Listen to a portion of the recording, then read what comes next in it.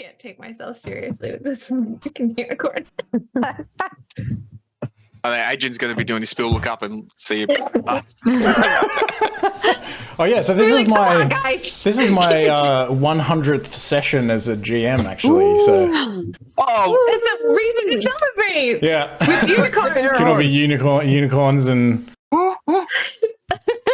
whatever the hell that is.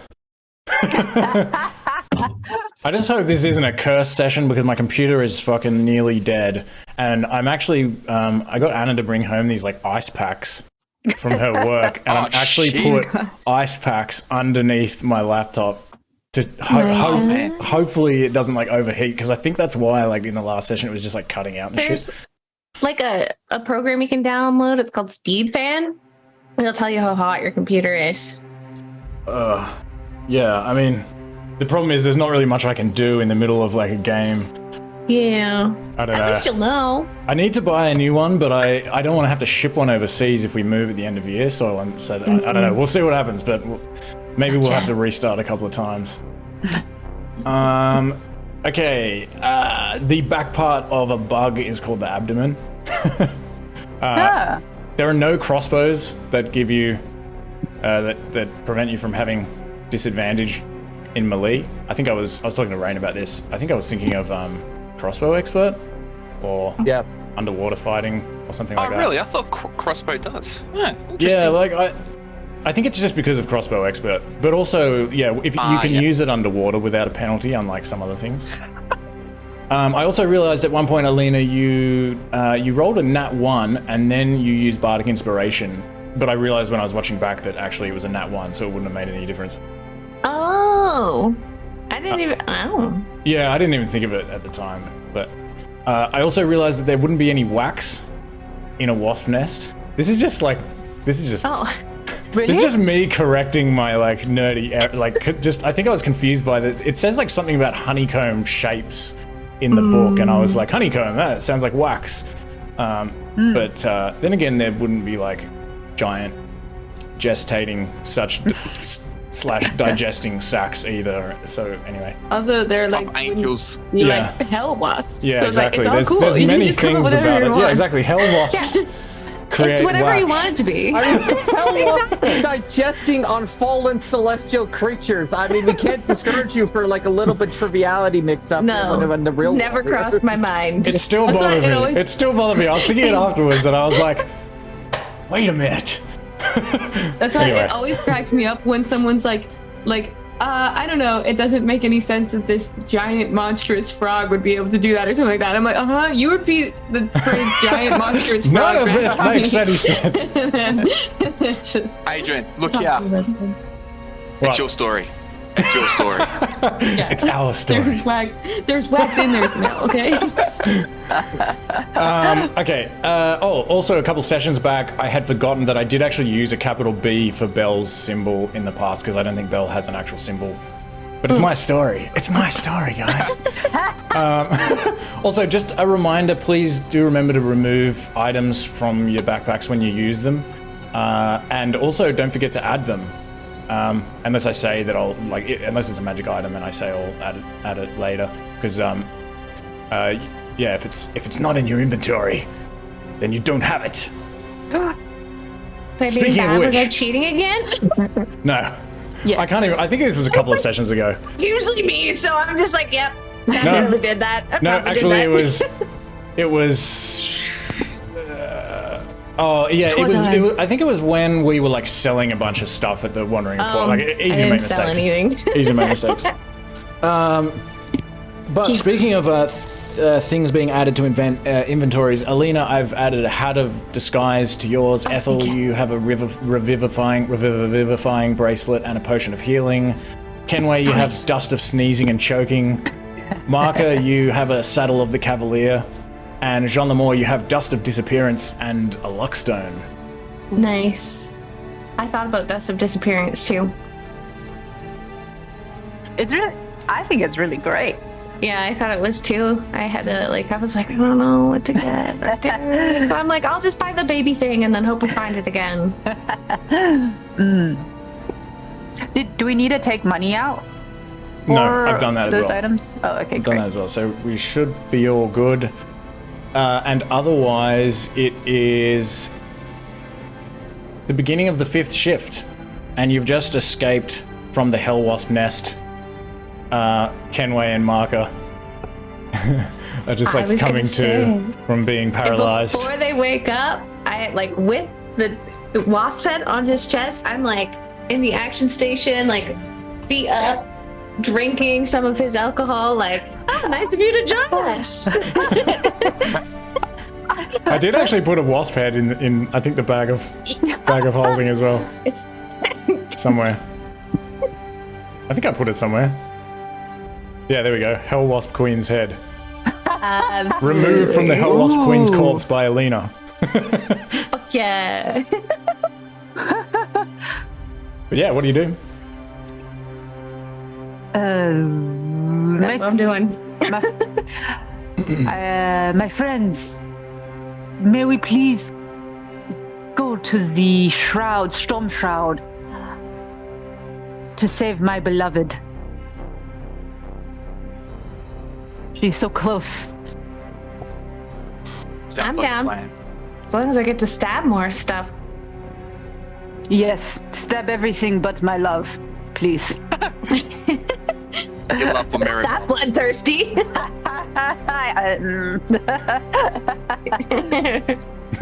Oh no, by all means, lead the way. Also, to whoever who was, joke's on you. I love dwarves!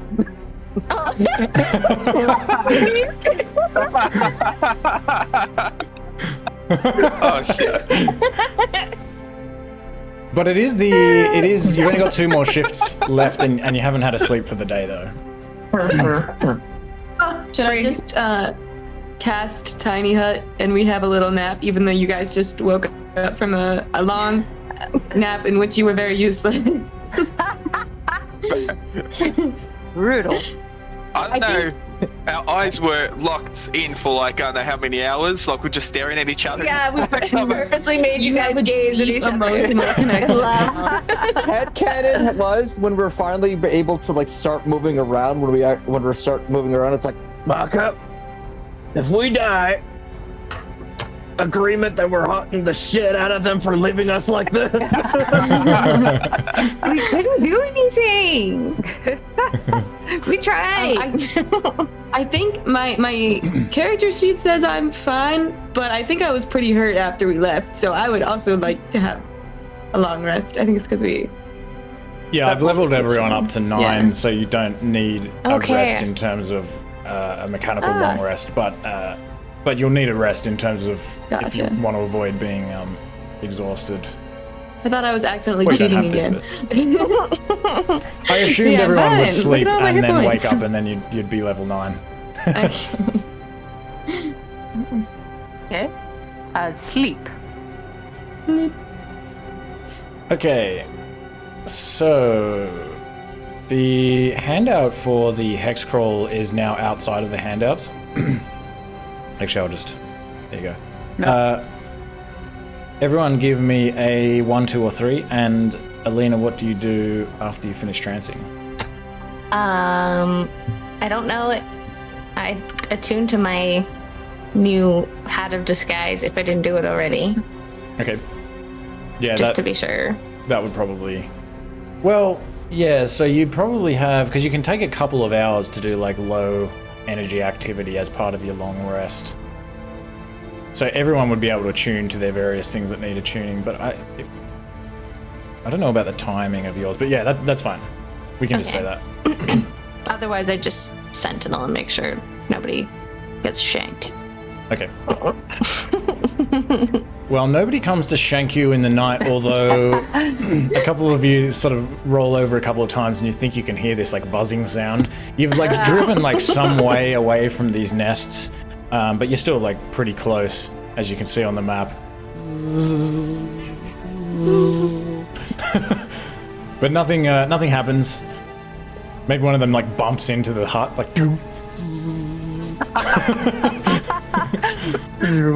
And you have an uneventful night, and you wake up the next morning famished. Tell me with these guys. Favorite part of the day. Mahkah's favorite time. Get the bucket. All right, just gonna time be for my thinking favorite that game. tiny Who's hut. gonna hurl the farthest? I actually have to. Mahkah's dipping into the bag of holding now for rations because he's gone through all his rations. I'm getting close to it. I have 5 left.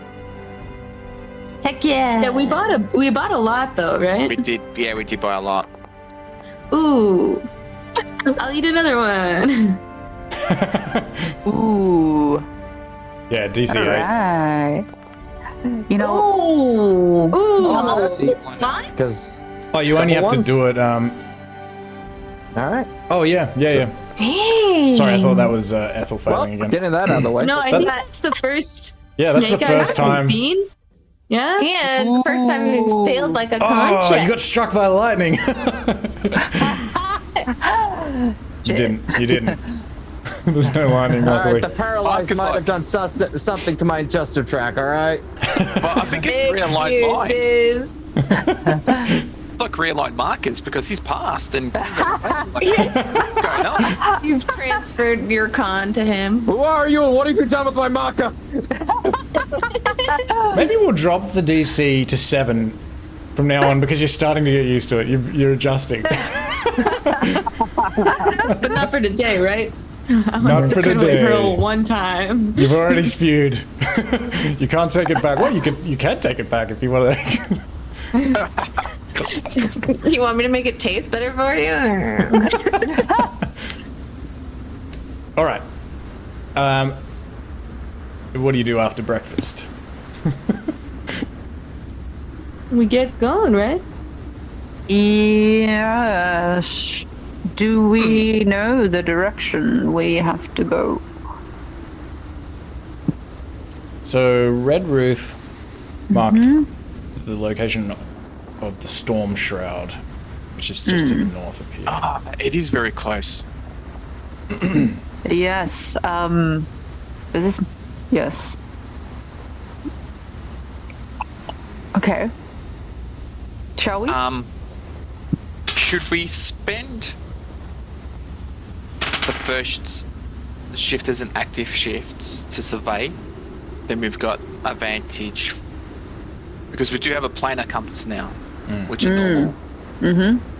And then we can have advantage on finding our way to the shroud if it works. Okay. Yes. Let's do it. Sure. Apart from finding Lulu, did you find anything else in the Hell Nest? This head.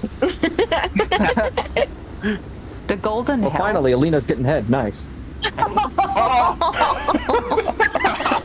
Actually, I've got more head than you, so.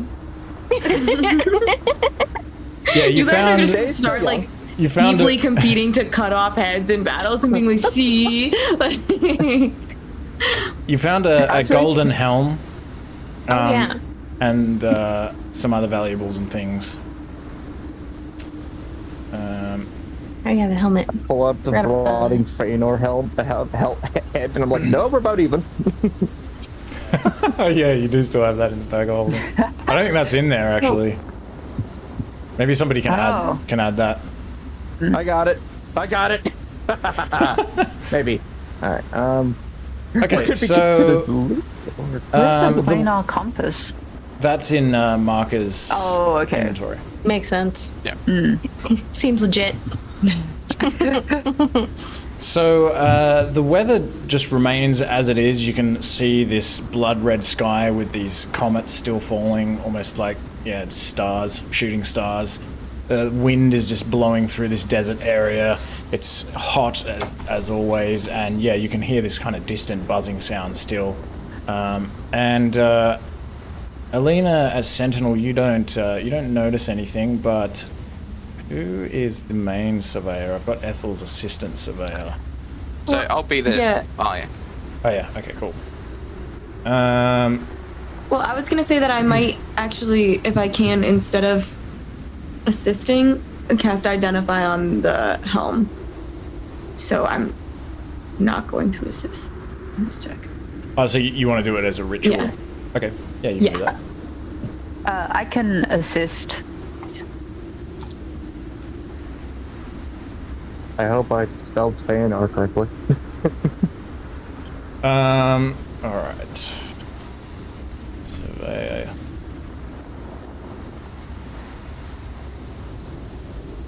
Yeah, so give me... Okay. Alright, so usually it's like pretty hazy. There's a fair bit of dust and other particulates in the atmosphere, and it's still pretty hazy. So give me a survival check with advantage if you're being assisted. Thanks, JR. Nice. Okay. Yeah, this area, you've kind of, you came through this valley between these mountains. They're sort of down to the south, or the Contradiswood Way. And maybe you sort of look around here. There's still some hills and rocks and things. You're able to climb up on this nearby hill. It's a pretty easy climb, but it does give you a bit of a vantage point. And I'm trying to think if you identify anything other than you can see more hell wasps nests in both directions, or both to the sort of northeast and to the west. And you can also see some way off in the Diswood Way some kind of, it's kind of hard to see through the haze, but some sort of, looks like a canyon of some kind. But you don't gather much else except that, yeah, you can have advantage on the next navigation check. And okay, Jean Lemore, are you forward? Oh no, you were just assisting. Mm-hmm. Okay. And is that everyone? What were you guys doing again? Oh yeah, you're identifying the helm. Sorry. Yes. Okay, that is. Where is your character sheet? That's the story thing. It's in the bag of holding right now. Oh, the helm? Yeah. Okay. And then, I don't know if I can do, like, identify only takes 10 minutes. So, I don't know if I can do, I don't know, it's the shield guardian amulet. Is this something that I can also do identify on? Okay, let me do I'll do this helm course. first. So you identify this as a helm of telepathy. Ooh. And you can read the instructions. You find some instructions hidden in a leather bit of the helm. Oh, they're actually carved on the inside. But you claim that it's the result of your identify spell. Guys, look, I'm getting really good at this spell. I'm just gonna, don't look on the inside of this helmet. It's really, it is cursed in there. But as for the Shield Guardian amulet, that was an amulet. Like I think you already know what that is. That allowed characters, once they're dead, their names just go straight out of my brain. No, LadyJinxIII. Oh yeah, it says it in there. It doesn't have. No, I cannot remember this. It says it in the thing. I wasn't sure if I could get more details on like exactly how it is used, or if we could use it. You don't find anything else out about it except that it's just connected to that particular Shield Guardian, which is now dead. Gotcha. So yeah, you don't think there's anything you can do with it otherwise. Nice. Okay, so we'll move on to the next shift. And all right. Actually, let me just.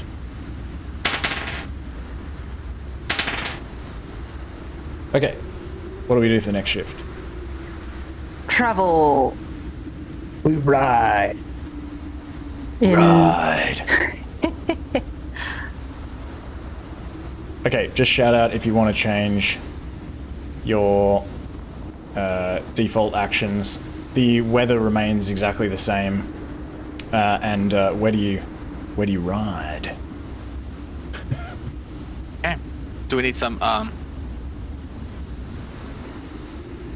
would you like me to roll navigation, or we're right to... Maybe just tell me where you want to... Yeah. I would say towards the northeast, towards that shroud. Okay. Like up. Yep. Okay, cool. Alright. And so...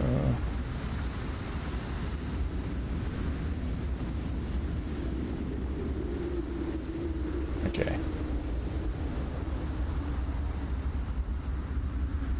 Alright. So... Alina is at an action station. Ethel's driving the Golden Doom. John Lemore is Sentinel. As a Sentinel, you don't see anything. Nothing approaches you as you're driving along. And Kenway... Okay, so Kenway drives out ahead and kind of drives around the perimeter. And yeah, Mahkah, give me a nature check, and now you... Oh, sorry, a survival check, and you now have a planar compass, so you can make this check flat.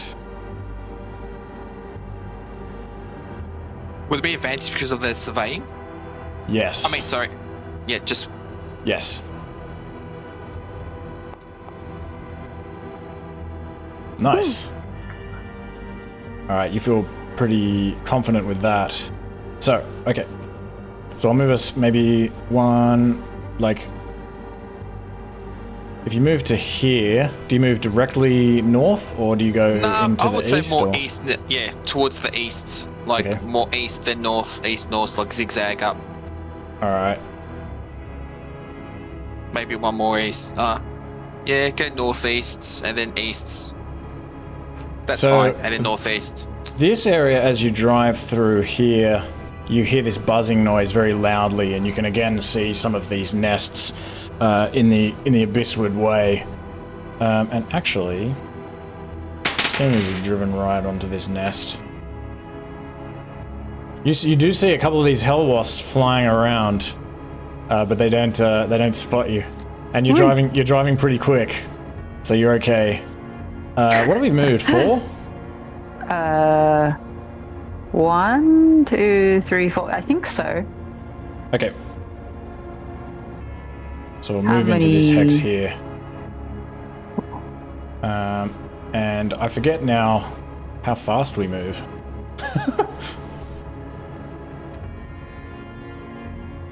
We move like 3 hexes, do we? Yes. Yes. Yeah. Okay. Alright. So you can drive further over here. When you get to here, you encounter this river. It's another river, looks like another kind of tributary.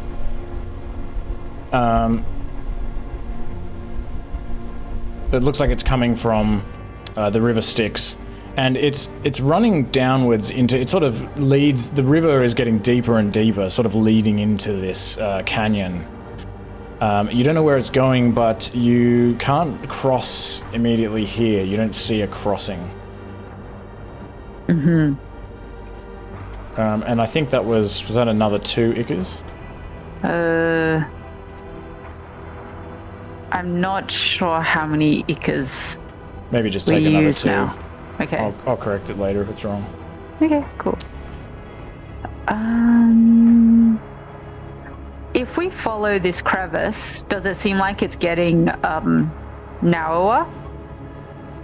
It seems like it's getting at least, yeah, probably a little narrower and not as, not as deep if you travel to the east.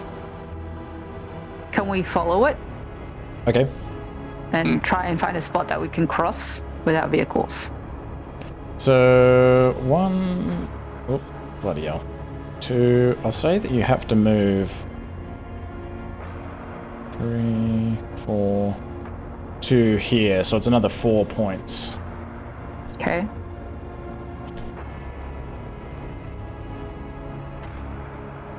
And as you're driving along and you kind of watching this river of bloody, murky ichor water sort of running over rocks and down little mini waterfalls and things, you come up in this direction, you see another one of these sort of iron bridges, old rusty iron bridges like the one that you crossed before when you were moving towards the mountains in pursuit of Lulu. And it looks like it would be wide enough to accommodate the Golden Doom at a glance. Should we have just one person driving and cross individually and take out as much weight as we can so it's not as much weight at one time, just in case? As a Ethel gives a precaution? maniacal laugh and floors it at the bridge. Kidding. Just kidding. I can do that. We have a plan. It would be funny. Okay, cool. Ethel slowly turning into the crazy grandma with the flaming paint job Ferrari going down the highway at That's 5. the goal. Nice. All right, so you kind of, most of you get out. Ethel drives across this bridge maybe a little bit too quickly, makes everyone feel pretty uncomfortable. The bridge kind of creaks and almost like bounces a little bit as the Golden Doom goes over it. Kenway doesn't have any problem in the bobbing imp, but you are able to make it to the other side and you can all get back in. And as you're climbing back in, you notice something just a little way to the east along the river, which looks like a bunch of small structures, squat, maybe stone or perhaps clay structures. It could be dwellings of some kind. There's about maybe like, I don't know, it's hard for you to tell from where you are, like 20 or 30 of them. Does it look like there's people living there at the moment? You can probably see a little bit of movement. Maybe there is. Yeah, you see movement, but it's hard to tell anything more. Active shift and scout with Luna. Okay. Yeah. And then once we find out, we can, like, during the shift, is it far? Like, how long do I think it would take her to go from there and back? Would it take a full shift? Oh no, it'd take like 5 minutes. Not Okay, it'd so take like a then- minute. It's not that far. It's So only then we like- could decide to do like the gossip thing if she comes back saying it's like the dragon. Was it the Dragonborn people? Yeah, the last community that you found was Okay, Dragonborn. So then we can decide what we want to do from there. Okay. That's what I'd like to do. Okay. So we'll move into the third shift. And Alina, you send out Luna. Okay. The weather remains constant. I have to think of more creative ways to say that. And I will just actually do Kenway foraging for scrap first. If you want to give me a survival check, Kenway. You got it.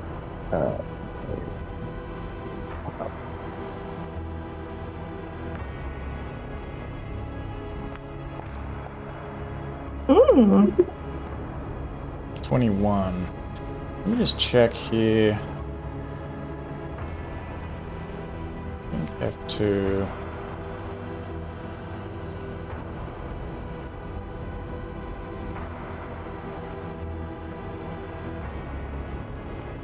Okay.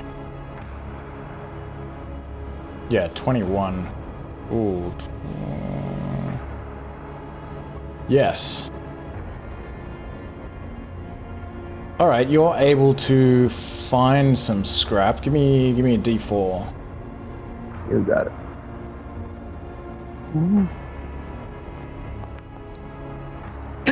Nice. You find two pieces of metal sticking out of the ground. There's like footprints around these big sort of jagged sharp plate. Like one of them is like this big jagged plate of metal, and another one is this kind of bent, like it looks like some sort of kind of like long flat piece of iron that's sort of bent over. And as you're kind of like grabbing these things and pulling them out of the ground, you can see some footprints in this area. But you probably won't need to spend too much time thinking about what they are, because at this point you can sort of make your way back to camp and Luna returns. Oh, unless you're surveying with Luna, like through Luna's eyes, Alina. Yeah, that was my thought. So that I could get instant feedback. You see a number of people moving in and out of these dwellings. This looks like, yeah, some little community. They look to you, they remind you of Kensei Kenway. They are humanoid horned individuals. My clan. Many of them have red skin. My cousins. And yeah, they just appear to be, through Luna's eyes, you can just see them doing things like washing their clothes and sharpening, swords and, hauling back a carcass of some hell beast just living in Avernus. All right. Well, I'll just dismiss her instead of having her fly back and have something obscene happen to her. And just relay the info that I think it's Kensei's possible brethren. Maybe we can go and get some information about where this Stormshroud is. Do we want to bring the vehicles or find some place to hide them before we go? Well, maybe we can just walk over there. I got alcohol. Maybe they can loosen their lips that way. You know your people best. Assumptions. I love it. Let's go.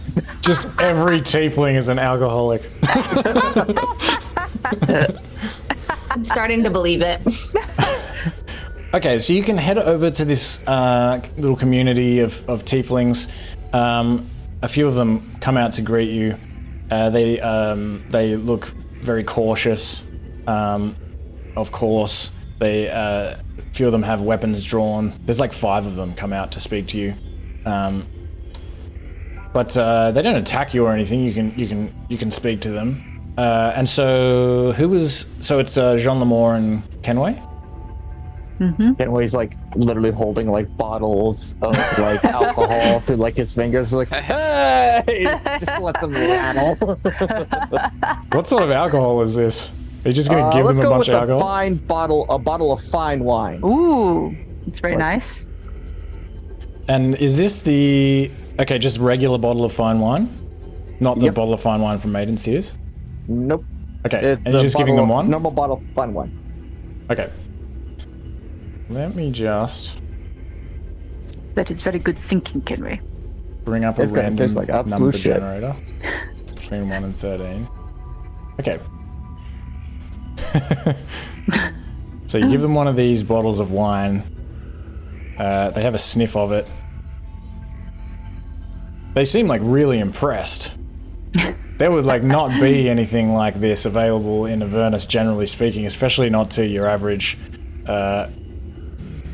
tiefling dwelling in the sands. If they're not alcoholics now, they will be soon. But they'll never be able to get any more. What have you done to them? That's the worst part.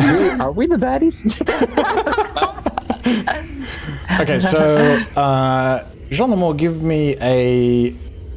What do you say to them? Well, give me a deception, intimidation, or persuasion check, and you can give it to me with advantage. You probably don't need to roll. I'd be very persuasive. Okay. With advantage, sorry? Yeah. Because of the wine. Oh, nice. Gotta love some advantage. I mean, it still would have been really decent anyway. Yeah. Okay, they can tell you a couple of things about this area. They do tell you about the Stormshroud, and they tell you that actually they think that is where these dissenters have come from. They also refer to them as dissenters. They say that they showed up like relatively recently, and they even like took away their bard from the encampment, or their shaman, when they were like singing like a ritual song. They were snatched into the skies. And so they've been sort of keeping quiet since that happened. They're scared that these things might come back. But they only saw them recently. They're also able to share. They talk about. They kind of say, like, did you know that Zariel is holding Tiamat prisoner because she doesn't trust her? And you can ask questions about it. They give you some information saying that Tiamat was Lord of Avernus before being demoted and replaced with Gargorth, which you already know, who was then overthrown by Bel, who was then replaced by Zariel. And so Tiamat has been imprisoned. I think she was. They tell you that they think that she was, forced to work for Zariel. She was demoted and forced to work for Zariel, but Zariel doesn't trust her, so she imprisoned her.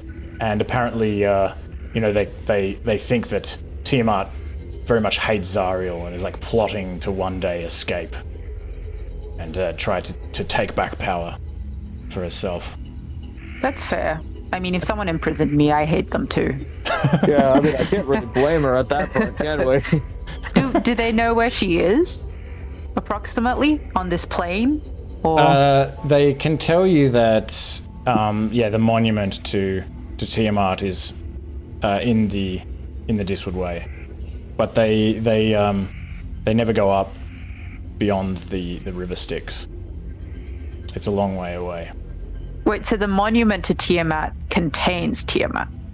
Yes. Yeah, they tell you that. Okay. They tell you that the rumors are that Tiamat that's actually where she's imprisoned.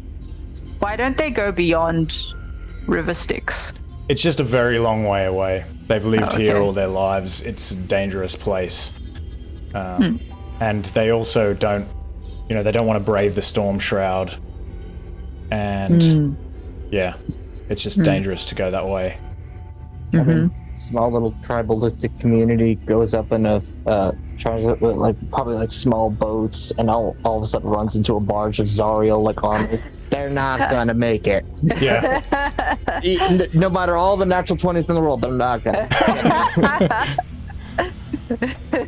They also tell you that if you follow this river west, or the Contra Abysswood Way, that you'll find it's a strange place. They apparently voices can be the lake there is known. They know it as the Pit of Shumrath, and it's full of slime or something. It's green colored, and they tell you that over there you can hear things whispering to you, like maybe the lake itself speaks, but they don't really understand what it's on about. It speaks in riddles.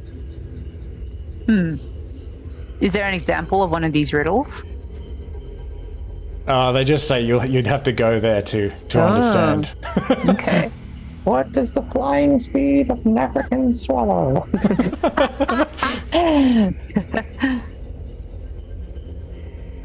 But yeah, that's about everything that they're able to tell you. It's very good. Maybe a possible bargaining chip for Archon the Cruel. If he's such a zealot to Tiamat, maybe we can make arrangements. Yes, we could, there could be a deal in the making here. Well, if he's not flat out fucking furious with us for stealing what would approximately be a couple 100 gold. And I think we now make up for in strands. No. Words.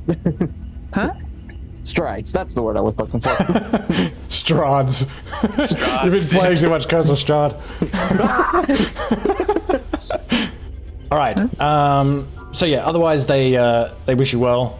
They warn you not to go up into the Stormshroud. It's very dangerous up there. You get struck by lightning, they say. Especially if you get snake eyes. they just tell you that for as long they tell you that for as long as they've lived here, there has just been this enormous storm, just this perpetual storm that exists there, and they don't know much about it. People don't go in there. You go in there, you never come back. Maybe there's a thriving community in there. You know, everyone gets a job when they go. It's like nice. Everyone holds hands. They assume you're joking and laugh. Probably like the abode because of the rumbling thunder and lightning strikes. Just probably make beautiful music to their eyes. Ears. Kenway rolls his eyes. Okay, and they point to like the direction of where it is. Of the Stormshroud? Yes. Yeah, I mean, you know where it is. Like, Mahkah has this map. And you can work out approximately where you are. But yes, they confirm that it is in that direction. Okay. Is there anything they can give us to prepare us against the Stormshroud? Anything? They just tell you shouldn't go in there. They say that they're simple folk and they don't have much to give. They need everything that they can get to survive in these wastelands. All right. Thank you very much. Yep, thanks for going to danger. Most welcome. They all, for some reason, have posh British accents. Oh, no worries. Good luck to you all.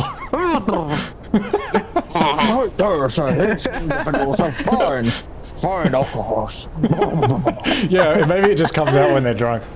Okay. That happens to me, so I assume it happens to them. Bring by again if you bring more of this fine liquor. Alright, so we'll move into shift 4. How many Ikas should I burn for that last leg?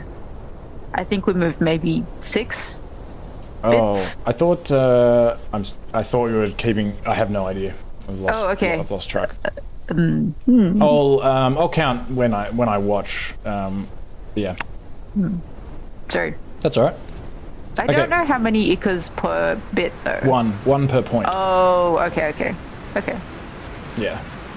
That's all right. Just try to keep track from here, and then I'll have a look.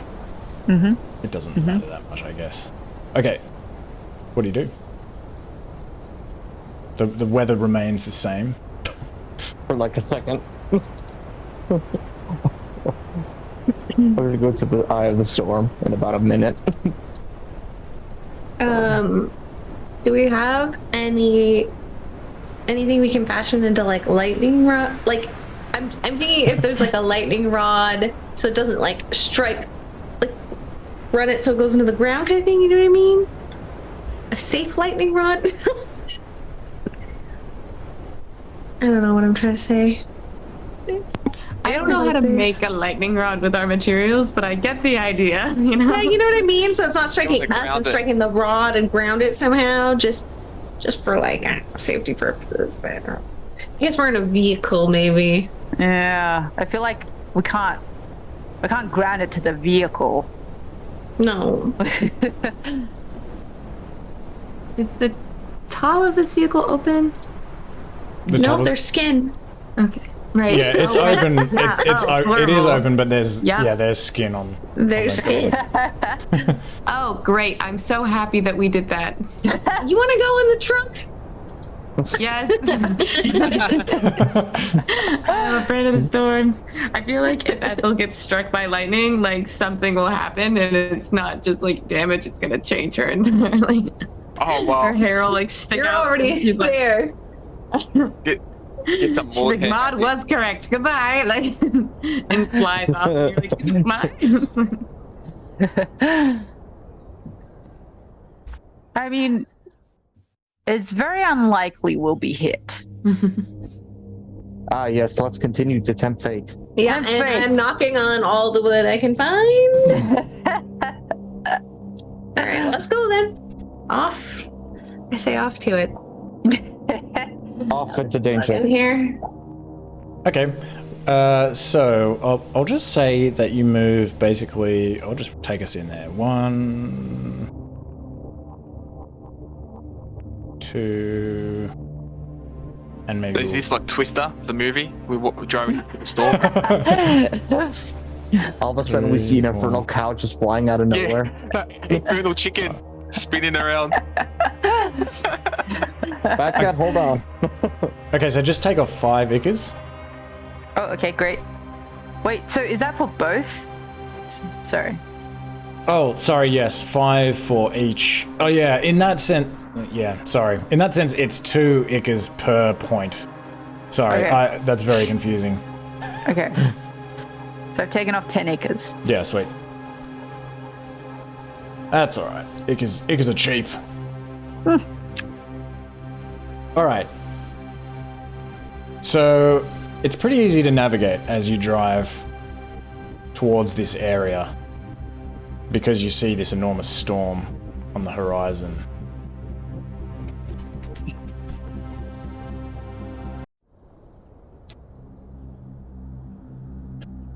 As you venture towards this region, dark clouds appear on the horizon, pulsing with flashes of lightning and roaring with thunder. This is pretty much where you expected the Stormshroud to be, and there's no surprise there, but as you get closer, the way forward becomes difficult to see. The clouds seem to veil the landscape in a darkness far deeper than the normal darkness of night. Even those of you with dark vision begin to experience the sort of difficulty seeing that you've only heard humans and other visually handicapped species experience. Kenway, you're the only one who's unaffected by this darkness. But soon the rest of you are unable to see at all. And you're forced to stop the war machines. Although there's like flashes of lightning intermittently, it's too quick, and the light is changing too rapidly for your eyes to adjust in order to navigate confidently. But Kenway, you can tell the rest of the party that the desert ahead appears to grow increasingly hilly, and undulating. It's almost like mirroring the clouds above you, which are sort of becoming also like increasingly chaotic and roiling, even more than any of the other clouds that you've seen before in Avernus, much more. And you can also see these gnarled, lifeless trees that are scattered here and there in the gloom, and there are also silhouettes of what look like humanoid figures scattered here and there that seem to be like wandering aimlessly, almost zombie-like. And Kenway, you can also see that in the distance these hills ascend upwards to culminate in a single mountain peak. And this must be the crown of the Tempest, which Red Ruth told you about. It's several miles ahead, and it's pitch black all along the way there. What do you do? Okay, I got a question for Adrian. My divinity, I've got 300 feet of dark vision. With my Even cleric, with dark vision, you're unable to see in this darkness. Ooh.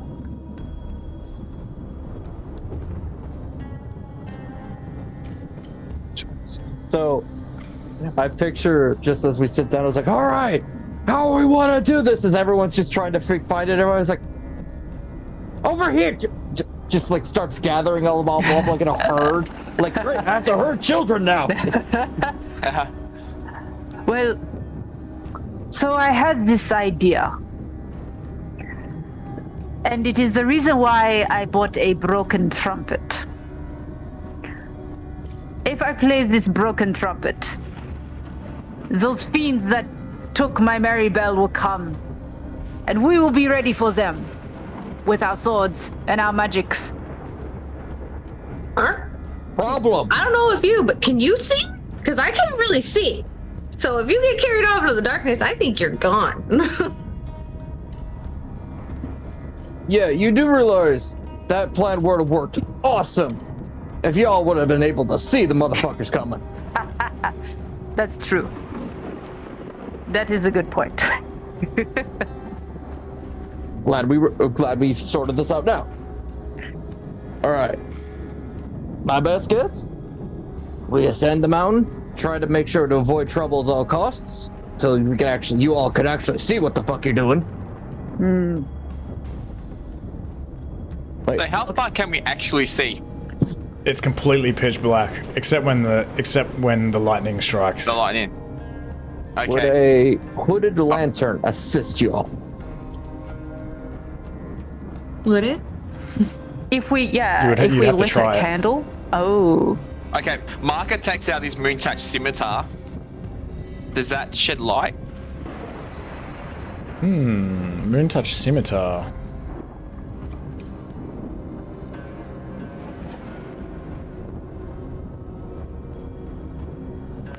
These are my important rolls. I forgot to roll them.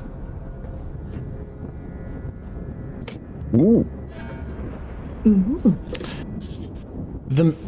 When you pull out this Moontouch scimitar, it is shining light that you can all see. But while it would usually create this 15-foot radius, you get the impression that there is. It's almost like the moonlight coming out of this scimitar is wrestling with the darkness. It gives the impression that the darkness around you is almost alive and kind of fighting back this moonlight and pushing it back into the sword. So you can all see this sword, and it maybe shines like a couple of feet out from you, but not any further than that. And your sword's a pansy. I'm sorry. What? It's just kind of like having a difficulty with the darkness. I'm sorry.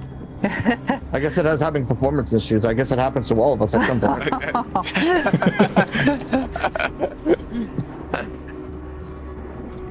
Kensei, can you lead the way? Tie yourselves up. I don't want to lose you on a raging hurricane. We will I was gonna hold say, maybe we could Kindergarten rope together. hand. get together, rope it. Are we I just mean, leaving the actually, vehicles I in the don't- dark? I'm taking the keys. Oh yeah, true. We got key. That's true. Wait, but we can't. I guess we'd have to all be in the same vehicle. We can hook up the demon thingy. Oh, that's true. That's true. We can jerry-rig I that. guess it would make more sense for Kenway to drive than for us all to walk holding hands. That's true. Yeah. Unless the terrain is undrivable. I know you said it's. Why the hell can you see? Oh. Kenway can see can't you? because she has blind sight. Oh, so no, that's a bad idea for me driving, because I have a blind sight out to probably the front of the vehicle. Oh. Okay, we hold you out. Oh, yeah, We hold you interesting. out of the It's vehicle only and 10 you feet. direct whoever's driving. Oh, no, I No, refuse just to be- drive slowly. What is wrong? Just drive slowly. Yeah, until we kind of come across a shifting sand dune that drops up into the middle of a canyon. That's just Well, don't- perfect. Well, I'm just going to say then, just because I don't want to retcon it, that the blind, although blind sight, although you have this, usually you can see out to 10 feet. In this particular case, it does seem to give you the capacity to sort of penetrate through this shroud to some distance. You can see the mountain in the distance and some of these hills, but yet you can confirm that it does look pretty difficult to navigate. And you also see these shapes wandering around in here. It's kind of like it just raises the dimness just enough for you to be able to see in this gloom. Okay.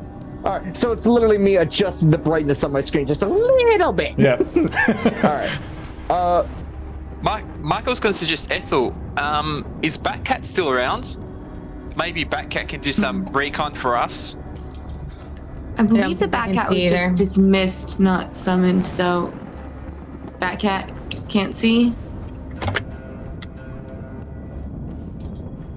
Yeah, Luna doesn't have any kind of. Yeah. She has keen sight and hearing, but Oh wait, Now, Batcat does have blind sight. I'll send Batcat out into the void. Check out the weird wandering. Actually, I guess, could I drive by looking through Batcat's eyes, and then Kenway can drive the other vehicle? Like covering you front, Batcat like perches on my shoulder, and I look through Batcat's eyes. if Batcat's You like don't know 10 until feet you've in tried front. it. Guys, it can work. All right, why don't we try it? Yeah, okay, well, I'll test looking through Batcat's eyes first. Can I see mine? How many fingers am I holding up? Yeah, so Batcat. Stand in front of the vehicle. Batcat can see. Yeah, better even than Kenway. Ooh. Ooh. MVP. Fist bump. Way better than all y'all. I'm giving you the finger. In the dark. Like, I don't know where the Alina. you are, but Ethel's criticizing you. Joke's on you. You're fucking. you don't know I'm giving him the finger. I just comically just adjust your hand so you're actually flipping me off. Like, perfect. And who's touching me? Woo. Anyway. So if we get back in the vehicle and I sit Batcat on my shoulder and then look through Batcat's eyes, I'm essentially like looking as if I'm driving, but just like a few inches to the right. Do you It feels like. do you try to do that, or are you just asking me if Well, you I can? You should. I'm Okay, for asking if it looks like it's feasible to drive here, like I know you were talking about the terrain. If it looks like it's feasible to drive, I might try through. It looks like you won't be able to drive for very long until it starts getting very, Okay. very. Yeah, it's we don't getting- want to lose our vehicles in like Okay. the hard part of this region because I feel like we're just gonna like tuck Then them. can Batcat and Kenway spend a minute looking for anywhere that we could like kind of tuck away the vehicles, and then maybe we could just move them there instead.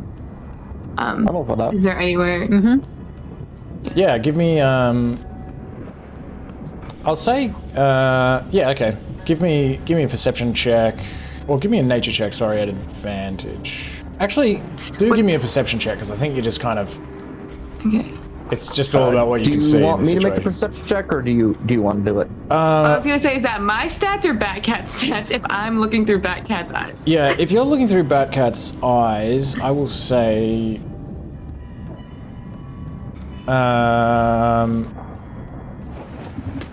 Yeah, I think you.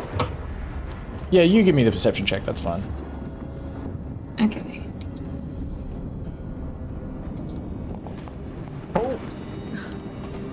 Guys, I know this place better than anywhere else. You're able to see drive a little bit further as these hills start to become more kind of rolling and craggy, and yeah, there is, as you found a couple of times previously, this kind of little outcropping that you are able to park next to.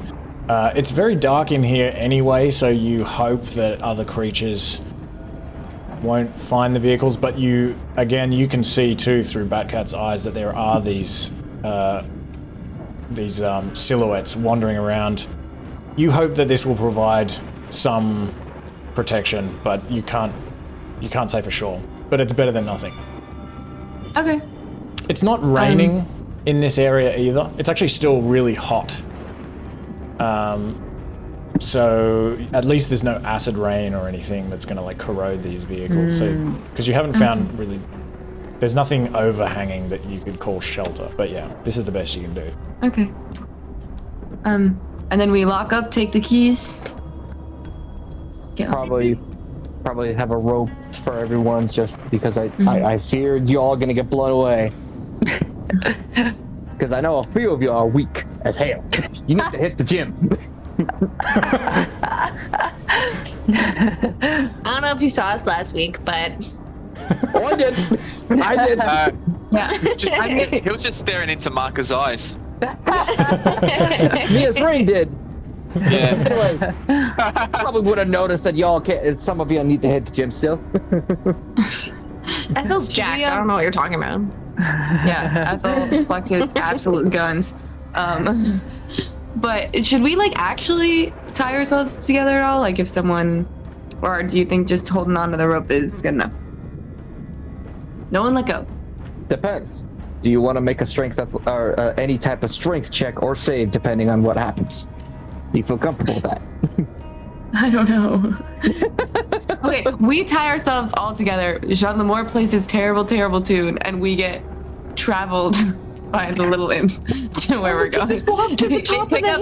They pick up this one little rat, and they're like, "Why is he so heavy?" And it's like 4 people trailing behind him in the air. I feel like we Lulu- can see in here. Lulu at this Yeah, I point also know. like bumps into Alina's head, like, and kind of you feel her sort of clamber, like to like stay aloft, and sort of falls down to the ground like near your feet. She's like, I can't see anything either. Oh no. I'm tired of my waist. Someone should actually hold the Lulu just to use them as like a little trunk candy, just like Yeah. point where they hear the sound of someone doing damage. It's like over there. Just flying attached to a rope like a little balloon. We have a little kite. But she's also like, if you call those things, what if they just take me?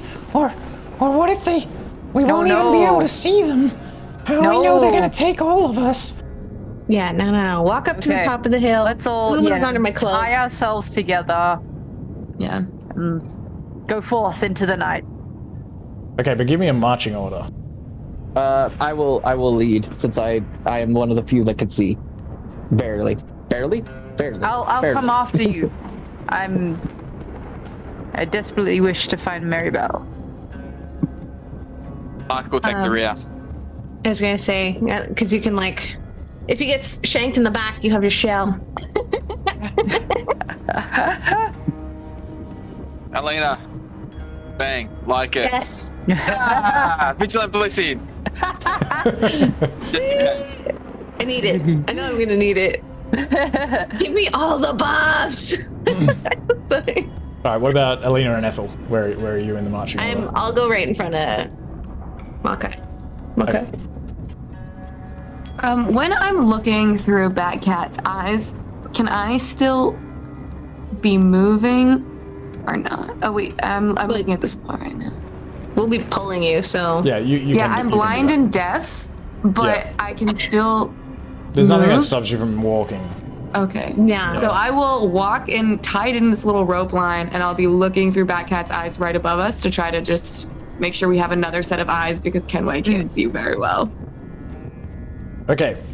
And yeah, I'll So let you as- guys know that I can't see or hear. Oh, 3 right off the bat. Great. Oh.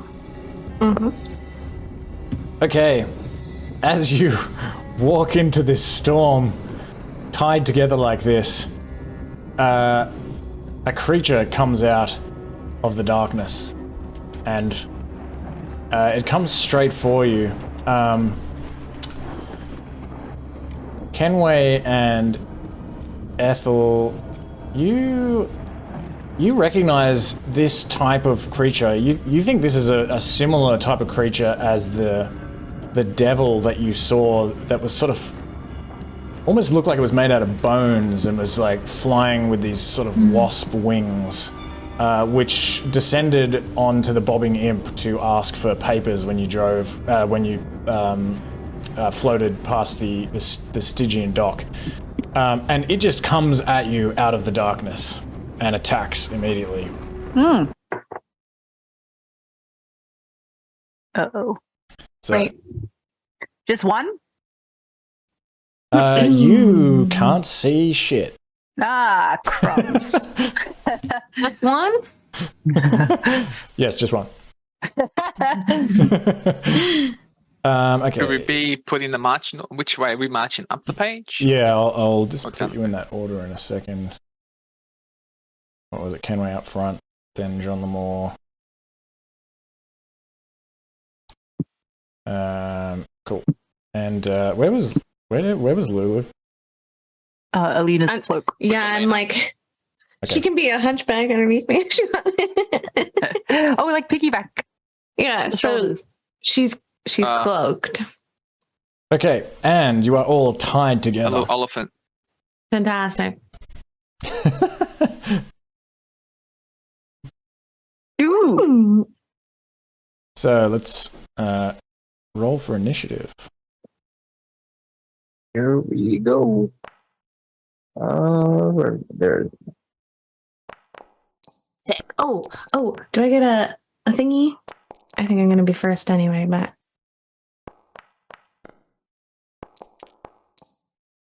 Oh, that's a good start.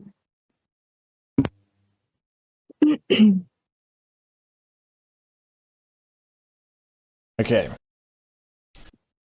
So, Alina, you can't see anything, but you hear this thing kind of, it almost sounds like it's galloping towards you out of the storm.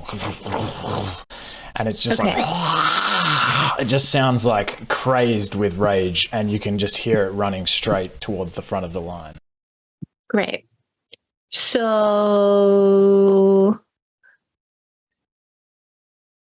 I feel like if I start walking, I'm gonna start pulling people. You're going to do what, sorry? I said I feel like if I start walking, I'm gonna start pulling people in that direction. How does that work with movement? Well, Yeah. we'll see when you try to Is it- move. Okay. I guess it would depend on how much slack we have in between us. Like if we're tight together, or like if there's like 2 or 3 loop. feet of dangle between us. It's going to be pretty tight. If you try to move, it will Okay. it will pull. It will be difficult for you to move Fly. without pulling anyone. Okay. I am going to hold my action. Just an attack action. If I figure out where the hell and what the hell is happening, I'm like, Kensei, what's going on and where is it? And untie me. All right, Kenway, you see this thing just come out of the gloom and just fly straight at you with its. Big ugly. Big. I'm a little busy at the moment, and I'm just gonna leave. So fucking helpful. So it could see us just fine. I'm getting correctly, right? So we're not having any like weird, like advantage, disadvantage, normal out It's shenanigans. it's hard for you to tell, but when you attack it, it's just a flat roll. Okay, shenanigans. All right. All right. What do I wanna? Oh, these things were. This is kind of in charge. I will. You know what? We'll go a little safer this round. I will start off with a hunter's mark on him as a bonus action, Okay. and I will make 2 attacks against him. As I switch out sword actions. It's so nice seeing the +9. +9. Dang. 19 hits. And I get to add a D6 because of puncher's mark. And you also hear this creature's voice in your head as it runs towards you and you begin attacking it. And it just sounds like crazed. It's just like, chaos, murder, ah! And you might note that it's strange that it is talking about chaos, given that bone devils are usually lawful creatures. Okay, 19 bludgeoning damage. This head's kind of crap, so shut the fuck up! But as I land, I'm try to go for another attack. That hits.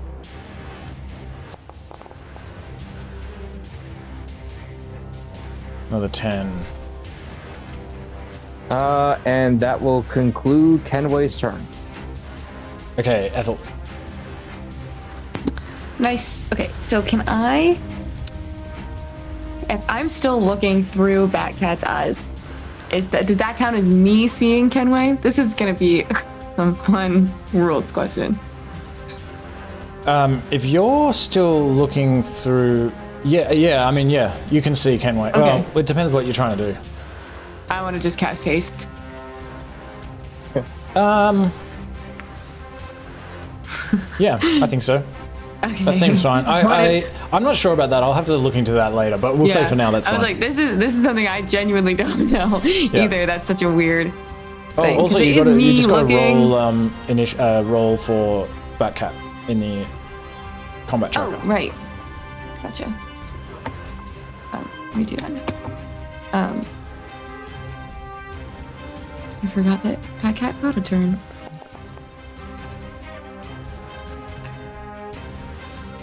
Cool. So I would cast haste and then do my darndest to go. Guys, gotta move forward, Alina, a little bit, and then I would try to like kind of move this way a little bit, seeing if I can pull them forward. So maybe right here. So Alina would move a little bit forward. Give me an athletics check. Would move a little bit to the side. And Alina, if you want to be pulled by this rope, then there's no need for Ethel's athletics check. Do you wish to be pulled by it? Do you let yourself be pulled? Oh, yeah.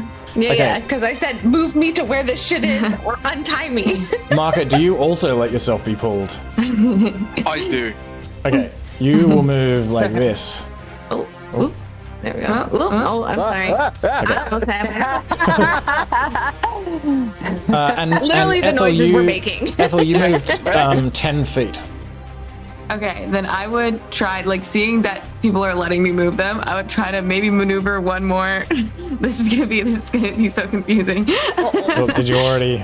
Okay. Here, let me just. What? Okay.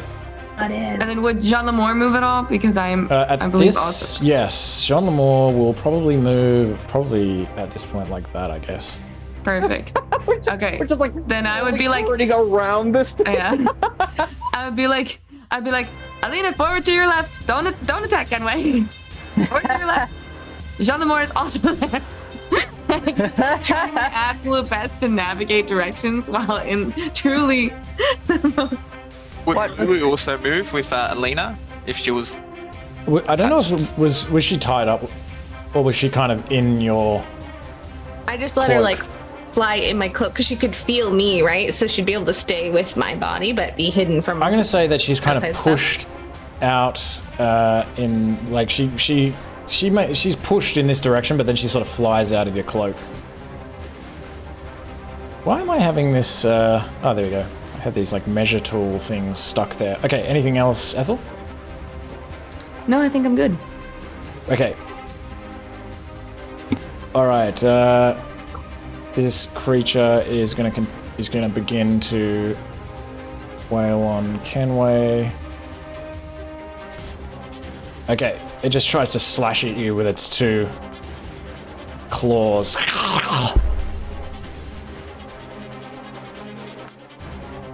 Nope. It misses you in the darkness. And then it tries to sting you with its tail, just coming over its head, just like in this image. It just kind of goes like in the darkness. Completely misses.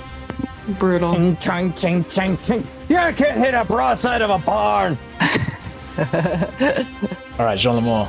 Also, Jean Lemore, do you want to continue controlling Lulu? Yeah, sure. I can do that. Sounds fun. Okay, Jean Lemore is going to... He can't see nothing. So he's gonna feel out, see if he can reach Kensei. You can hear him battling away. Okay. He's gonna give him a bit of greater visibility. Ooh. Impossible to touch. Episode. Oh no. Well, just so you know, now that you've cast it, it won't do anything because the advantage and disadvantage is all just balanced out. It's still just cancelled out once you have already a couple of... Okay. But yes. Wait, shouldn't I have had advantage then because I could see him? Because I blindside? Absolutely. Sorry, my Okay. bad. Okay. I forgot about that. Yeah, I didn't understand what you were asking because I was thinking you were asking the other way around. You're absolutely right. You should have had advantage. Feel free to crit fish twice right now if you want to. Yeah, let me do that real quick. I'll just roll 2 d20s, or just the d20 to see if I... No, okay. Nope. Okay, sweet. Wait. So that creature can see, cannot see. It can't see any better than anyone else, but Kenway has blind sight. So Kenway is able to see it. That makes sense. I thought that had blind sight as well, that other creature. No, it's running around in the darkness. It sounds mad, crazed. Even all of you actually at intermittently hear its voice in your head, and it's just this like rambling, crazy speech. Well, only if you can understand Infernal, but still you hear it anyway. Because since I can see him, but he can't see me, he should have a disadvantage as well. Because of yes, because I negate the. That's true. Okay. Sorry about that. All right, you're absolutely right. this fight is. I love my features. Actually, you do understand it as well. I think like telepathy, you understand it even though it's an Infernal. Somehow you like get the impression of what it's saying, but it's just nuts. All right, Batcat. All right, I'm gonna move Batcat to over near me because I feel like it would be very disconcerting to be looking through the eyes of your Batcat at yourself in the air. And then I think Batcat might just stay here. Okay. Because I'm currently very much relying on Batcat's eyes, and I don't want anything to happen. Okay, Mahkah. Okay, Mahkah would like to use his action to untie himself. Yep. Is that You all do good? that? Yep. No, he's gonna make his way over. He's gonna be JL. He knows Alina was in front of him. Oh, Lulu. No, that's not Alina. And say, Alina, just go with me. I'm gonna leave something here on the floor. It's my new saddle. Don't get offended. I can't talk. I'm gonna wild shape, so you mount me later. Okay. Wait. Wait. Oh, you would know that it'll take like a minute to put a saddle onto you. Yeah. Even after, because Alina, I've only got not that much time. Not during combat. Just pick it up. Okay. Like I can't after the talk to you combat. later. Right. After the combat, because I might stay in Oh wild shape. yeah. Okay, I see what you're saying. Okay. Okay, so he's gonna drop his new saddle on the floor and just like put it at Alina's feet. And he's gonna make his way down here. Oh, Ethel, hey. And he's gonna wild shape into a constrictor snake. Giant constrictor snake.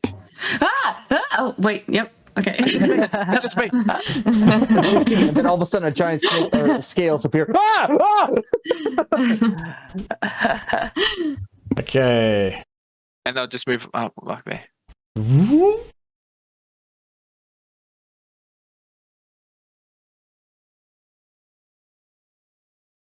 Okay. End turn. All right, Lulu. All right, Lulu is gonna do a trumpet blast towards. So Lulu, yeah, she can't see anything. She doesn't even. She have can't dark see, vision. but can she hear? Yeah, she can. She can move in that direction. Or she can. And it will be a trumpet of radiance because that will not harm creatures that are good. Nice. Is Kensei actually good though? Let's be real. Wait, that's what I'm thinking. It's like, okay, it's just an evil creature for that. Okay, all right. I thought I'm like, bye. You can't have this conversation though. Lulu has just done this. I click the I'm making sure if I have to click the saving throw. Dang. Yeah, but passes. still gets half damage. Nice. That's a lot of Huzzah! damage. Okay. All right. Anything else? No.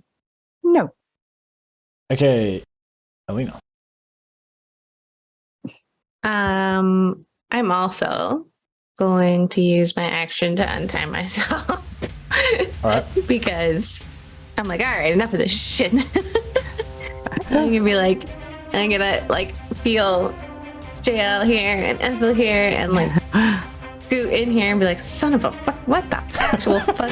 And touch Kensei and then kind of reach for it and be like, what in the fuck is this?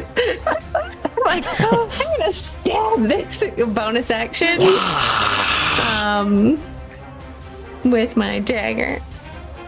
And can I use Booming Blade? Do I need to see?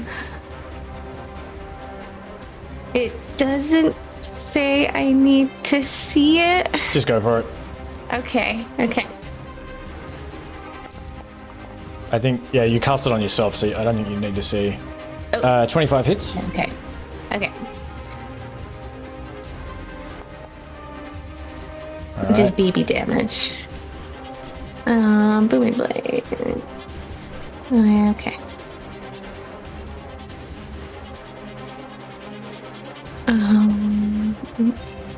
Oh, booming blade's being weird again. That's okay. Here we go. Okay.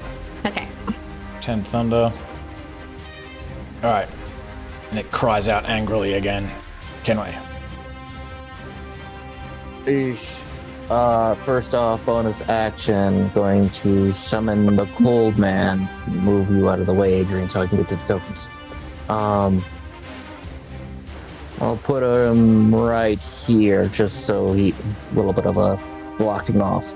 And I will I'm going to unleash a trio of attacks against him using the hasted action, all with advantage.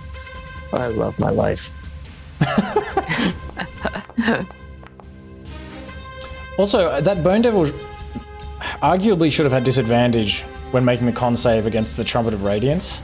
But it has magic resistance, which says that it has advantage on saving throws against spells and other magical effects. Huh. So I don't... I'm going to have to think about whether that is a magical... I feel like it is. It's radiant magic.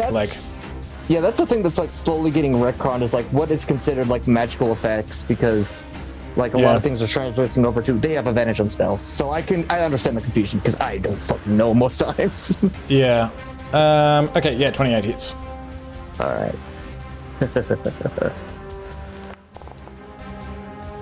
Alright. Nice. Next check. With advantage. Oh yeah. Yep.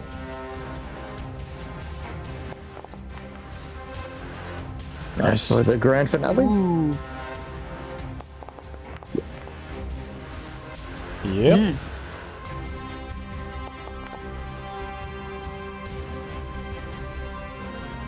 All right. You're just like smashing into it, like bashing off some of these like kind of bony appendages, like little spikes coming out of its back, and you sort of batter one of its wings and smash into its face.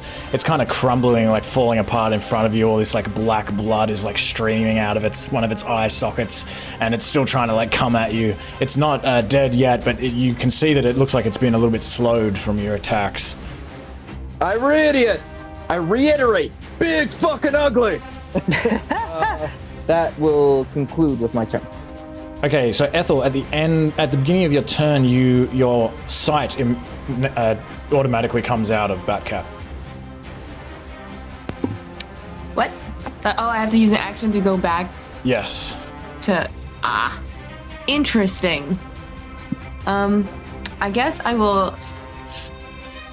So if I try to make a ranged attack right now, is it just at disadvantage because I just saw it? But so I know where it is, but it's... It would be a disadvantage. Yes, a ranged attack. But I'll just say, like, you can't attack through the cold man. Yeah, it's going to be very difficult for you to hit this thing. You can tell there are like things in front of you. You can't see anything. But yeah, you can try. Great, interesting, helpful.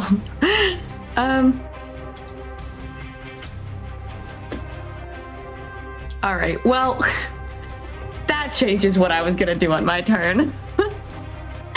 I think because I am holding concentration, I'll just use my action to look through Batcat again and try to keep up a running commentary. So just everyone, the best that I can, everyone will know the creature's location if it chooses to move, if that's possible. Okay. So I'm like, oh, Alina, to your left. Oh, actually, no, if you step a little higher, you can maybe hit its eyes. Like, what I think is very helpful and what might not be helpful. All right. Okay. This thing becomes aware of this kind of shadowy thing to its left. And it's going to, like, slash out at the cold man. Miss. Misses. What? I have fixed the cold man's AC, like, basically between every single fucking session. I don't understand. Okay, is that a miss again? It is, isn't it? Yeah, because What right is now it, like it's an 18 17 AC. or something? It's 18 because my proficiency went up since this level up. So Nice. it's 14 plus my perf. So yeah, Okay. he got tanky as well. It hasn't had any luck there. It is going to now try to just, again, like, at Alina with its tail. Just try to stab you right in the face. Ooh, looks like it gets you.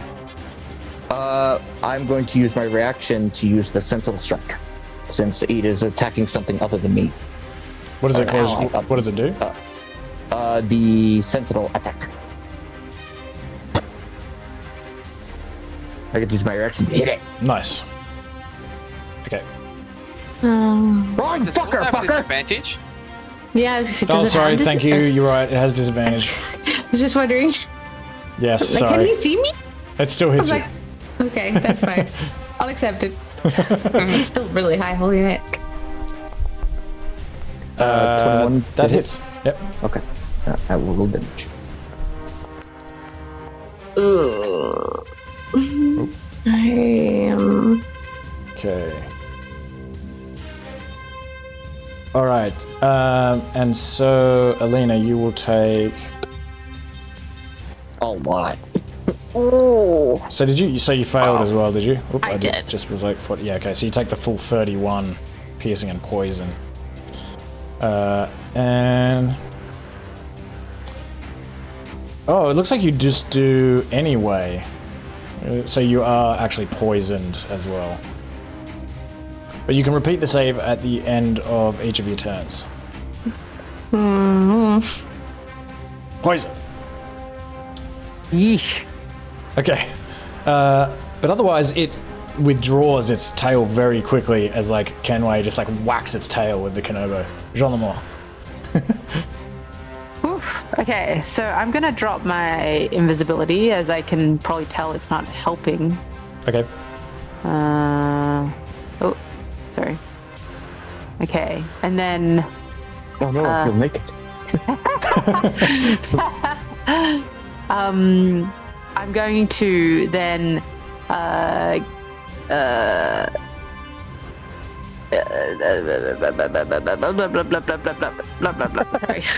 That's all right. Maybe I'll come back to you. Backcat. What do you do? Backcat is chilling here. There's maybe nothing he can do because Kenway already has advantage, right? Okay. Wait, Yep. can I do an unsettling words on the creature, followed by, which is using my bardic inspo, and followed by a fairy fire. Okay. Okay. All right. This will be flat because of its resistance to magic. Oh yeah, that's right. Fails. Nice. Hey. Oh, yeah. I mean, the... Oh, Well, minus, actually, it would be minus this as well. Oh, yes. And this light, I will say, is bright enough that it allows everyone to see this creature accurately. Unlike the light of the sword, Mahkah's sword, this light actually like lights up the whole area.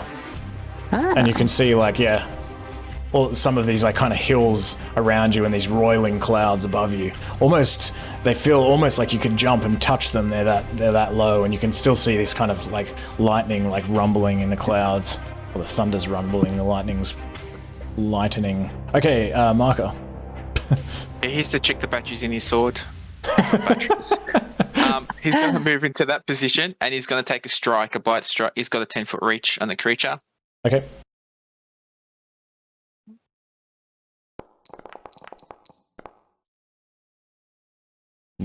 Just misses. Oof. Okay. End turn. Okay, Lulu. And just with Lulu, just because it was just added at the end of the last session, you'll note that she has a new spell. And also this aura of hope now as well. Just so you know. Okay, cool. Thanks. I think Lulu will just stay here Okay. All right, Alina. Okay. Now I can see it. Now it's just that now you're just poisoned. Ow, motherfucker. I'm going to hit it with Booming Blade and my short sword. That's a miss. Missed, didn't I? And you would have, it'd just be flat because you're poisoned. Oh. But that's alright, doesn't matter. Did I hit? No. I don't think I hit. Okay. Bonus action, I'm going to disengage out of the, behind Kensei and be like, okay, I've had enough of the frontline keepings. And I'm going to try to roll again. To become unpoisoned.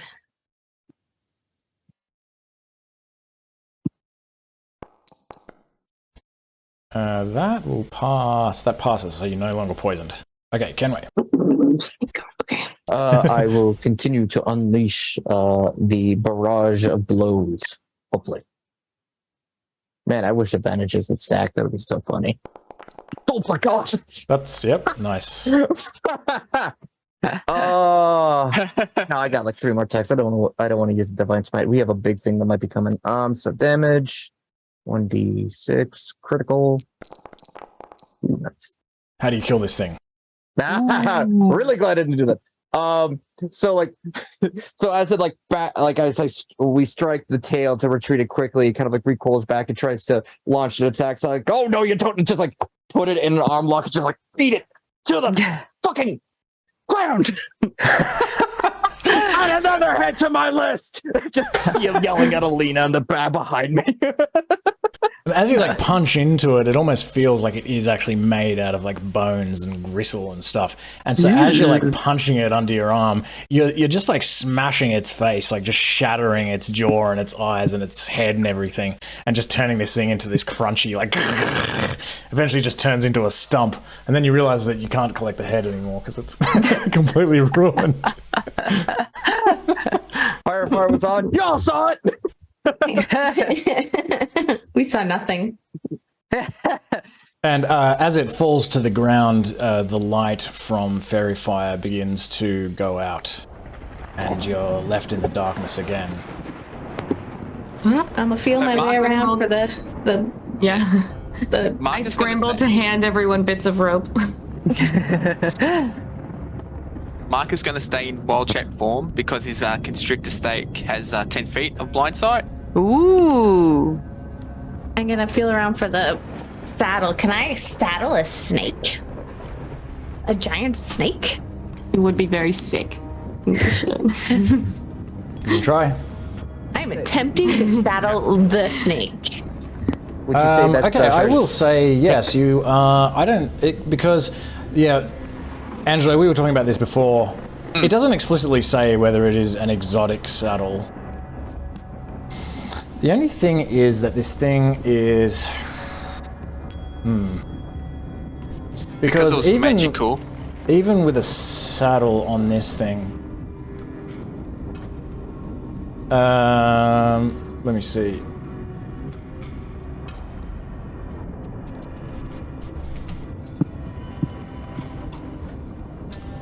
So, I have a rule that says something about if it's anatomy, something to do with its anatomy. If it has inappropriate anatomy, attack rolls against it have advantage and its attack rolls have disadvantage. This is my house rule. I promise I didn't make this up since you asked for the saddle either. Since we're talking about it. I promise I didn't. And I think...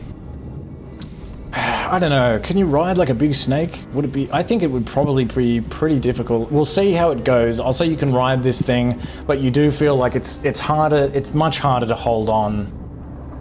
I'm thinking of it he'd keep his neck up and slither from the back forward. So I'd stay up and stable. Yeah, I while can his picture head that was too.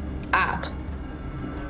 That's how my mind went to it. I wasn't he wasn't completely flat and slithering, but he was keeping his head Yeah, up off the ground because he's giant. But another question though is, like, he kind of attacks with his whole body. Like, how would he fight? You know what I mean? Like, would he be able to kind of, like, just attack with his head without moving the back part of it? Like, and like, I might not even stay on for the fight, but he could at least bring me to the fight and put me in the correct position because he's kind of my eyes. well, look, I'll say that this will be. I will say that this is the appropriate anatomy for the rest of this session, and then I'll have a think about it later. Because I didn't think about a snake. I was only thinking about like griffins and fucking sea creatures and bears. I was thinking for the traveling part and getting to for the fight travel, instead of me for the being travel, blind. definitely. Yeah. So, also, Alina, to let you know, because you don't have the description for the saddle, you can't actually be. You can't lose your mount. You can't be dismounted. Oh. Ooh. It's only against your own will. You also get a very gnarly benefit as well. Yeah, it means So that if the I Mahkah decide himself to can't climb be a tree, you're fine. gets creatures have disadvantage when they try to attack the mount as well because of the saddle. Okay, so you continue to move into the Stormshroud. Alina slithering along on Marcus Snake's back, and you slither directly into, all of you, this area where suddenly, as you kind of walk onto this part of the ground, it begins like sparking, like, and you feel this like electricity coming directly out of the ground, like you've walked into some sort of patch of like the ground itself is electrified. So everyone give me a dex save. Oh. Do I have 15. To if I'm riding yes. snake? It's electricity. It goes straight through the snake. Just wondering. No, it's a good question. Just checking. Wait, give me advantage because you're on the saddle and the saddle is like made out of leather. Yeah. How long to get to this point? Just out of curiosity. Oh, Since the fight. maybe you've been walking for 5 or 6 minutes. Okay. All right. So I think haste would have been gone by now.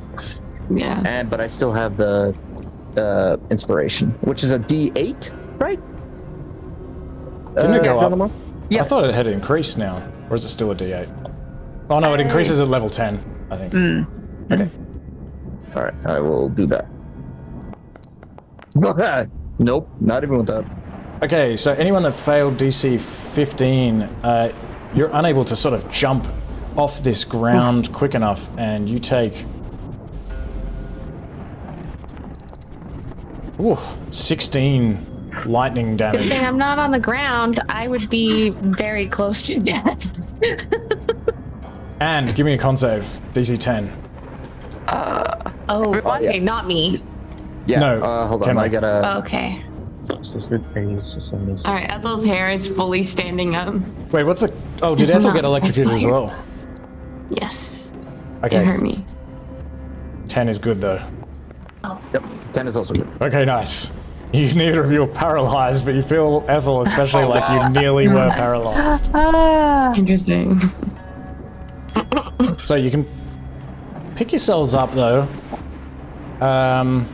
It's difficult to see when you're not walking on it. This ground is not like sparking or anything. How do you proceed?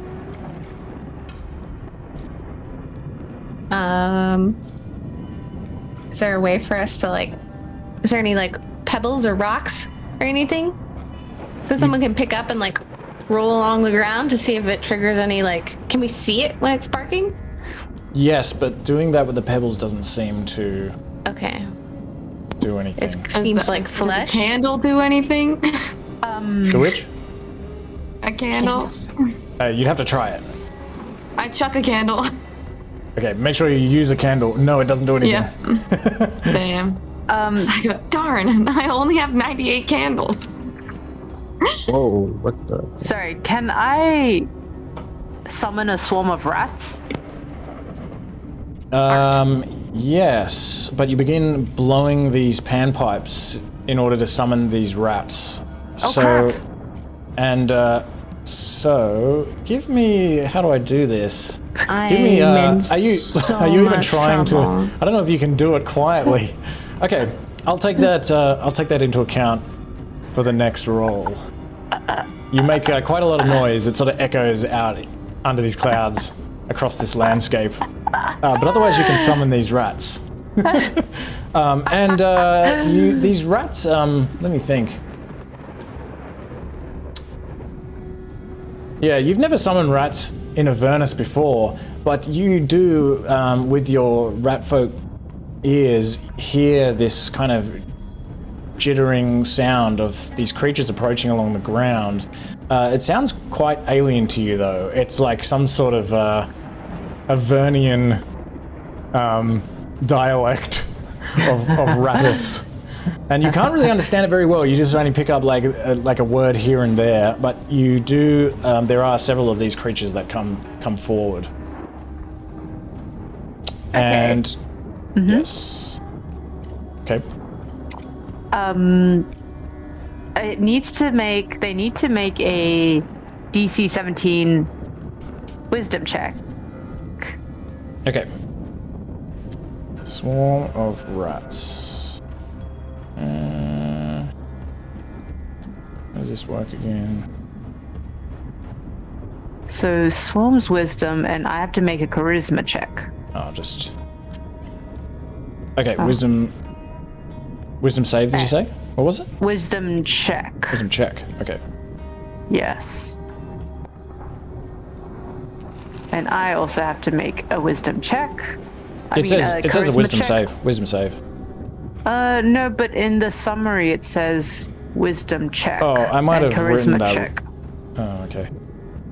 That's all right. That's fine.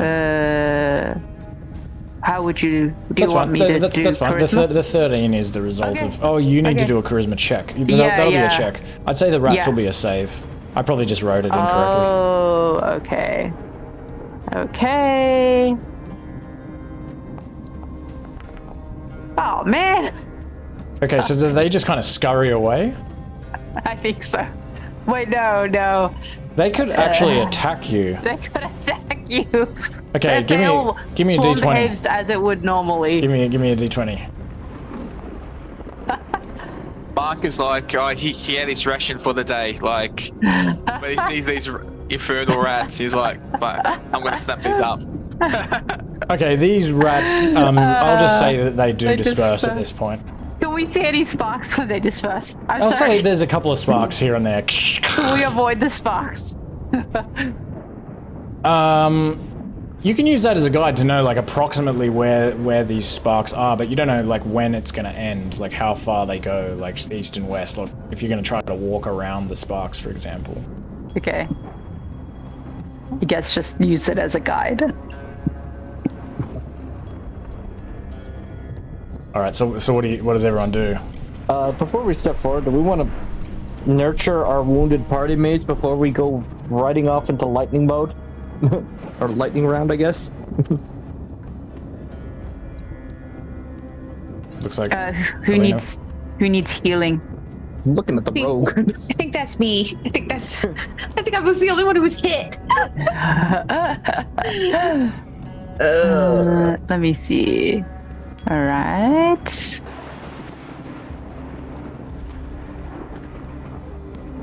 All my stuff says things you can see, and I'm like, God damn it.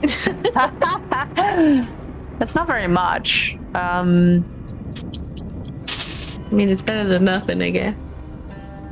It might save me from a death. Let me pump in 10 points of lay on hands. Let me do that. I want to save some just in case of like poison or disease come up.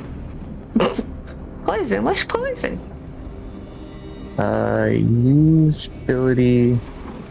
How do I? Let me edit it so it has 10. So you get 10 health back from me. Thank you. Sharing is caring. All right. No longer bloodied. All right. Okay. All right. Continue on with the sparks and. So you're just gonna walk onwards towards the mountain? Trying to. What else was around the terrain? Sorry, it's just ground. There's no larger rocks. Yeah, there's rocks and things, and also these kind of spindly gnarly trees. Can we? Oh, I was gonna say water.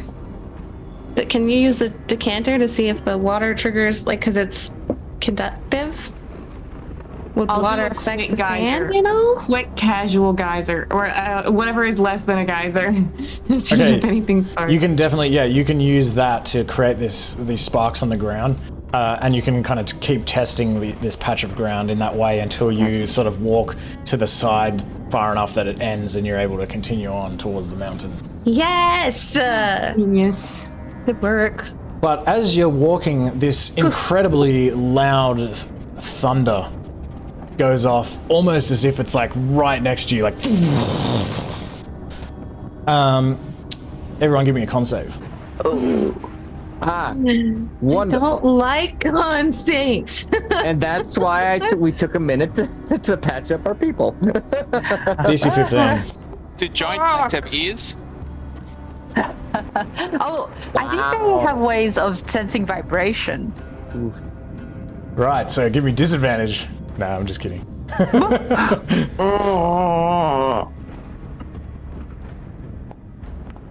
Yeah, okay, so DC is 15, and anyone that fails that will get 4 thunder damage, and you are deafened for whatever for the first round of whatever happens next, be it combat or whatever it might be. Great, I'm blind and deaf. Oh no! What was the DC 15? At least you're on a giant 15. snake. DC 15. Okay. I'll just, What? I can't hear you guys. Hold on. I got something for this. What? you're like, Finally, this comes to you. I'm deaf. And just as I you're think having this maybe discussion, everyone can't hear. Is this not hearing it?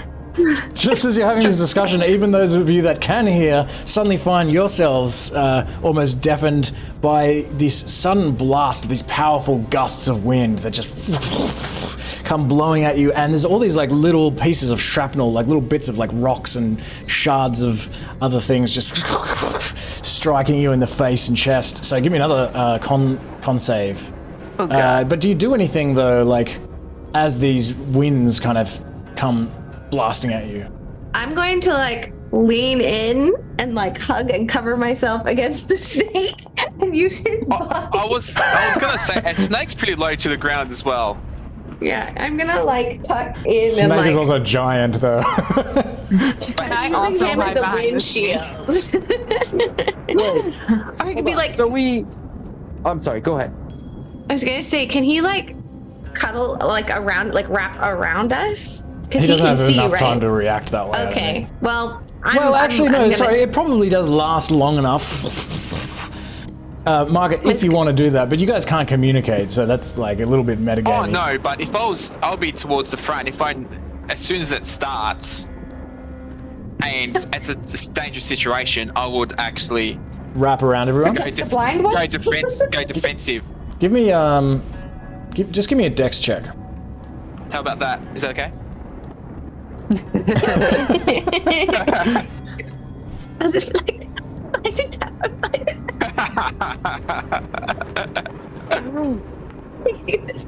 Okay, yeah, cool. You can do that. So everyone except for you can roll with advantage.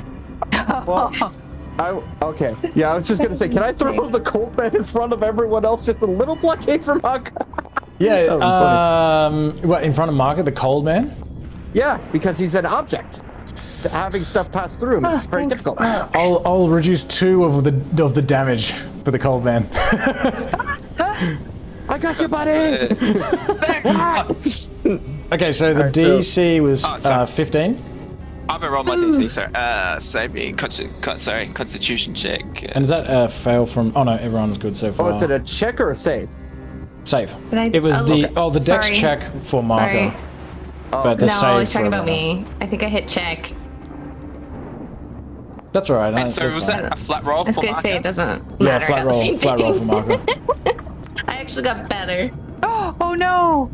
Okay, Mahkah, you wrap yourself around okay. everyone That's what quickly Mahkah does. and act as a Snake shield. serpentine shield. But you're gonna take 1d6 bludgeoning, 1d6 piercing, and you're prone for the start of the next event. So 7 bludgeoning and piercing. No, I'm only joking about that part. 6, 7, that's cool, 13. No rolls.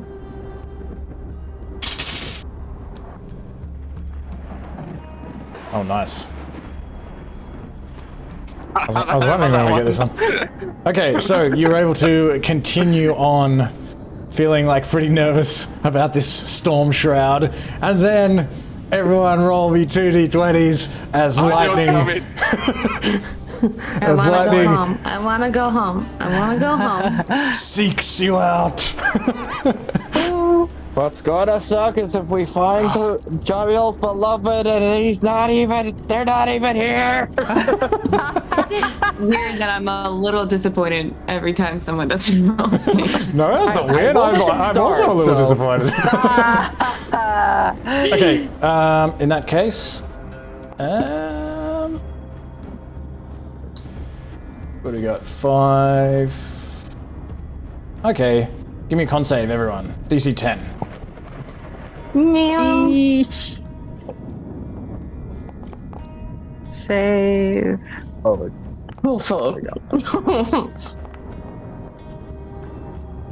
Nice. I knew I should have got that amulet of health. So this lightning just arcs like directly for you. You kind of like jump out of the way as it just lands like immediately in your path. This bright light just goes like flashes right in all of your eyes, but you're able to like shield yourselves with your arms, or Mahkah, you just have to turn away, I guess. And so none of you are blinded or anything. It kind of blows like chunks of the ground up in the air, but none of it hits you. Everyone is totally fine. And there is one more roll for the Stormshroud. Oh god. Ooh. We get the view from here, guys. Oh no, Mahkah can't talk. Mahkah can't talk. Okay, so now this, you hear wind again, but this wind, Ethel especially, you recognize this, given that you have a spell that you cast that sometimes creates I forget what that thing's called, but it sounds like a vortex. This wind is just... and Devil. a what? Yeah, the dust devil, yeah. And it's like blowing like I know how to use effectively and well. And yeah, so Kenway and Ethel, assuming you're looking through Batcat, you see this thing. It just comes like spinning out of left field directly for the group. So everyone give me a strength save. Oh. No. I'm like, duck! people that are still tied, did they get some sort of benefit? Who's still tied? I'm still tied. I thought me, Kenway, and Jean Lamour were still tied together. Okay, yes. You can roll with advantage. And Alina can't be I'm on the dismounted saddle. Yeah. Nice. Okay. against her will. Okay. That's pretty Yes. good. So, Do you have to roll? I don't have DC to roll, 16. right? Oh my god! Oh no, you still need to roll. Still need to roll, Alina. Give Okay. me, yeah, still give me a roll. Strength? What am I doing? Yes, Yeah. strength save. Okay. Oh shit, Mahkah. It's not gonna matter, Alina, because Mahkah. Okay. So where did we go? I was just looking. Oh yes. As this vortex approaches, Mahkah and Alina, but Alina doesn't fall off. But you are both pulled into this whirlwind. No. And you all, well, I guess you can't see much, but occasionally the lightning is like striking, and there's also like sparks of electricity within this swirling cloud. And it's just enough for you to get these kind of flashes of images of this giant constrictor snake with like Alina like holding onto the saddle, like, like flying around in this thing. And so each of you each of you takes some bludgeoning damage. You take 4 bludgeoning damage, and you are also electrocuted by the energy in this thing. You take 5 lightning damage. And give me another strength save. No, it's Is that not an attack from someone? Oh, No, not an attack. Oh no. strength save. Okay. As you struggle to get out of this thing, give me another strength save. I'm using my inspiration. Okay. I do have my inspiration. My strength is shit, and my rolls are shit. You'll be alright though, no. as long as you're As long as I holding get onto the out. saddle for dear life. I'm just Nice. so happy. I'm like, you got this. You got this. I'm blind and deaf. I don't know what's happening. I'm really scared. Mahkah, how do you pull yourself out of this vortex? He makes his way towards the bottom of the vortex where he thought it would be like the easiest way to get out. And then he just throws himself out into the vortex. Counter spin it. Okay, fight in the tide and get out. Awesome. They are quite literally riding the lightning. Like, I have no fucking idea what's happening. I don't know if you can understand me, but I'm shitting myself.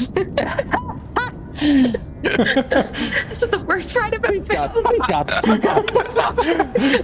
Take me the fuck out of here. I'm sorry, JL, but I don't know if this is worth it. But just as you say that you're not sure it's worth it, you realize as you're sort of trudging along further, all of you very uncomfortable about whatever's going to come next. At one point, you see what almost looks like this cloud of ephemeral, spectral shadows, kind of just this raw energy cloud sort of fly past you. I just wanted to say that because it was another thing that I prepared. But it doesn't get you. And you find yourselves in this area where the ground begins to get like much steeper. When you see some of these lightning strikes occur, it sort of illuminates these hills that lead upwards into much steeper foothills, and you can see this peak that is sort of piercing the storm cloud, the Stormshroud above you, and you can begin heading towards this peak. And let's take a 5-minute break for the middle of the session. Jesus, I need a drink. So, Steve, how are we all looking today? I'm almost back to the health I was at before I got healed. See, and that's why we took a minute to kill you back up, because we didn't want you dying just from the Literally, I have walk one up. more HP than I did when I was healed. Oh my. You nearly had like a new pair of snake boots. It was a whole snake outfit. You're giant. Yeah, true. The whole cloak. I got some good tailoring skills, so I'm like, you gonna shed your skin anytime soon?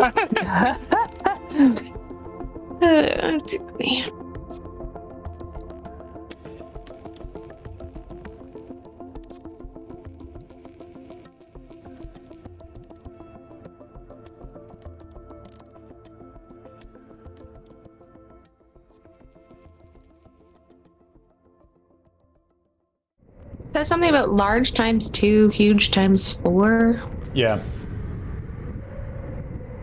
Yeah, we were just looking at that just to make sure that that the snake can carry Alina and her inventory and everything. It's fine.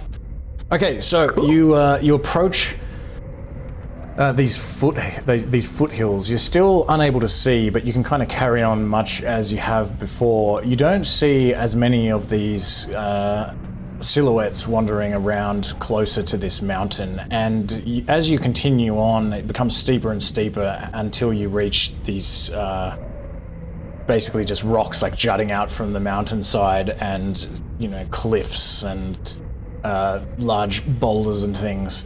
It looks like it's going to be a fairly precarious climb up this mountain, and the wind is still hot. It's like lashing hot. Even the wind coming down from the mountain is hot.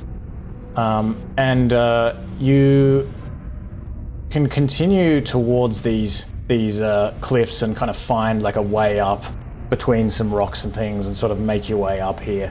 There's these sort of powerful gusts of wind that are sort of blowing all around you, and it's hard to maintain your balance and hear each other, and you can still hear this thunder like echoing all around you, and occasionally like there's like a strike of lightning that like hits the side of the mountain nearby and like blasts a bunch of boulders off near you, and it's just this very eerie and ominous atmosphere as you're climbing up through this storm shroud, and you can hear your footsteps sort of echoing from across this mountain, And as you begin to climb further up, you start to hear these screeching sounds. They're pretty far away. They sound like they're much further up. They sound also sometimes like they're kind of flying through these clouds. Just these like... They remind you very much of the dissenters, Jean Lemore's fans that attacked outside the High Hall. And you can also begin to hear this other sound. It sounds like this, it's like an unusual sort of drone, like a droning sound. It's hard for you to place it. It's pretty far in the distance, but it's coming from far above on the mountain. And as you climb, it kind of grows louder and louder. And you have to climb for some time. You have to climb for probably 5 or 6 hours. This sound is getting louder all the time. At one point, you think some of these winged creatures, probably dissenters, come really close. And you all have to kind of duck and hide behind some rocks to avoid them. And eventually you climb up to this point where there is just this really steep cliff face. And you kind of have a look around. It's it's hard to sort of go either left or right. You feel like you'd lose your footing. There are occasionally these sort of spindly trees kind of sticking out between some of the rocks without any leaves on them. But otherwise, it looks pretty desolate. And yeah, you just come to this cliff face. What do you do? So as you're describing that scenario, Mahkah slithering along, and after 2 hours, you just see Alina on Mahkah's back with the saddle on, because Wild Shape only lasts for 2 hours. I'm like, I hope it's okay, Alina. Sorry about that ride earlier. Trying to I'm like, I don't know what's happening. That's deaf and blind. Oh, don't ask. No judgment. I'll just accept it. Do we still need blind sight to see, or can everyone see generally fine now? I will say that it is still very dark, but there is some light now filtering down from above, enough to encourage you that you will be able to see better if you climb further up, but not enough for you to feel confident.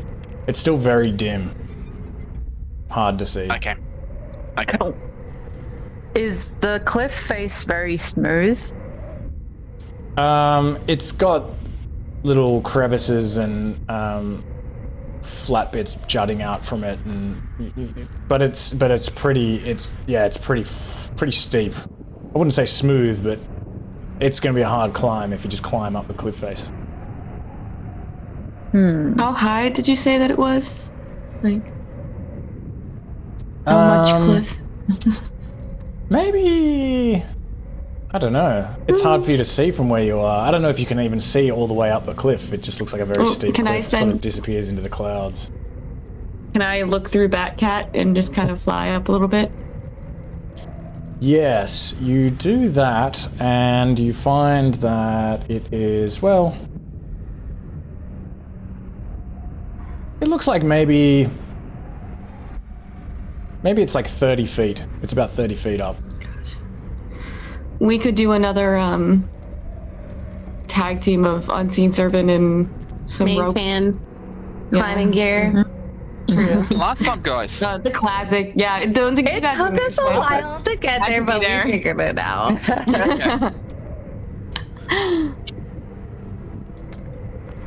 Mahkah's got a suggestion. We've still got the rope.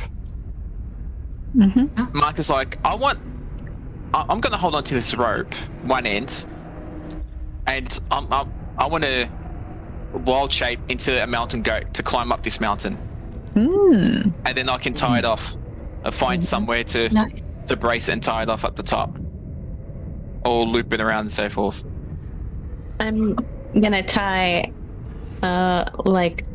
pittons and stuff from my climbing gear so you can rig it into the stuff properly around your neck, or like in your bag, like around your hoofs, like a backpack, like a dog, you know. Well, I was also gonna say like, so it's like 30 feet up to like, what does the top of this like cliff face just look like? Flat, or is it like gonna be like a narrow... Ethel can tell you, looking through Batcat, that there is a ledge up there, and it looks like from there you can continue sort of climbing upwards. It becomes a little bit less steep.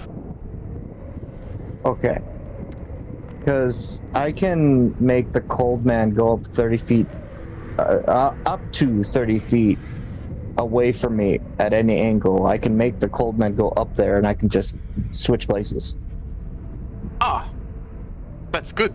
I like that. We still have to get the rope up to you. Is that can we? I could just have the how rope. Oh, what? You can just... Yeah, and just lower it down. Okay, I forgot how carrying stuff works. Never mind. You can just hold it. Is this how you guys did it last time in the hive?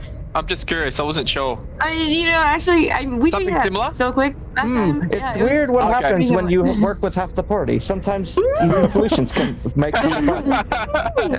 That's what happens when you rush in and get attacked and then fall asleep for 10 hours. That's not my fault. I'm allergic to wasps, and I swell. I was talking to you. I was talking to Kenway. Okay. I didn't blame you. Sorry that you rushed up to the hive nest trying to rescue people. I'm sorry that you didn't try to figure out other solutions. Anyway, I'm gonna switch places we before she did. gets a rebuttal. Yeah, your solutions were carving "I love dwarves" on my face. Good solution. I didn't carve. I drew. Yeah, it felt like carving to me. Carving would be so terrifying. Mahkah, when you use Yes, wild shape, just make sure that you Oh, spend the actual sorry, wild sorry. shape, because it just especially if we last go like more than a single session, Yeah. lose track of it. I'll change it to 1. Oh, I've done it. That's all good. Oh yeah, you did do it, but it didn't change for me. Maybe you're using a different wild shape. Wait, what's going on? No, I just changed it as you said the reminder now. That's strange. Okay, I'll have to have a look at it later.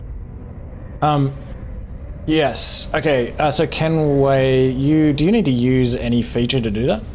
No. The only thing I have to use burn with that is Unleash Incarnation, but that's the extra attack. But you don't have to. You don't have to burn anything to actually summon the cold man. No. Okay. Just summoning it is eternal. Switching Okay, it is nice. eternal. The only, yeah. Awesome. Okay, you can pretty easily do that. You find yourself up on this ledge, and everyone else finds the cold man standing next to them. As the rest of you attempt to climb up this rope, well, yeah, what else do you do? Ethel, were you about to say something? No, I was just saying, Coleman is so freaky still. She's like, okay, I get it, you're here. Maybe because of how the object, if you want to get a head start climbing, if you want a foothold, you can use the cold man as a good leg up while you start climbing on the rope. Well, give me a marching order. I'll go first up the rope. Okay. I'll go second up the rope. I'll go third up the rope. Okay. Okay. I'll fly the rear. up there. I probably just could have carried the rope up there now that I think about it. It's okay. I forgot about me too. I don't want you to go anywhere by yourself. Thank you. It is pretty scary flying through these clouds. I might get snatched away by dissenters. Okay, seeing as you're all using climbing equipment and you have this rope, you can all give me advantage on these checks. As you're climbing up, give me an athletics check with advantage. DC 12. Oof. Can Mark use guidance on himself? Yeah. He doesn't have full faith. When it comes to... Oh, sorry. Ethel. Yeah. Athletics. Plus. Depending on when I fall, I would use feather fall as a reaction. Like if it's like, oh, I'm 6 feet up, maybe no, but anything more than that. Give me roll 2 d20s. Ethel. To see how many feet Right. up you are. Guys, earlier I said I was flexing my guns. I don't actually have them. It was a lie. I won't give that away. Okay, 25 feet. Alright. So you fail to secure a hold at one point, and as you lose grip, like a chunk of rock comes out of this wall. You kind of drop your arm down, and it also causes you to lose grip on this rope that you're holding, and you fall backwards. Great. Alina, I think you that's see enough Ethel that I would use falling. for Do the you do anything? You're directly behind her. I probably would have waited until I could try to. Okay, I guess I need to decide whether I'm climbing at the same time. Yeah, Or- everyone's climbing up together. Oh, I thought we were going one by one. Oh, by I one thought- by yeah, I one, thought we because were I going felt one like by I one, too. saw that. Okay, this would my happen. bad. You're all going one Yeah. by one in that case. All right, so Ethel, Yeah. there's no one to save you, so just be like, I'll do a little better. arms Okay, away. Ethel just falls so slowly, and it's like, I did this on purpose. It's kind of fun to fall like this. okay. All right. So in that case, all right. So Jean Lemore. Okay, I imagine everyone was going up at the same time. In that case, well, I will just do this anyway for each person as they climb up.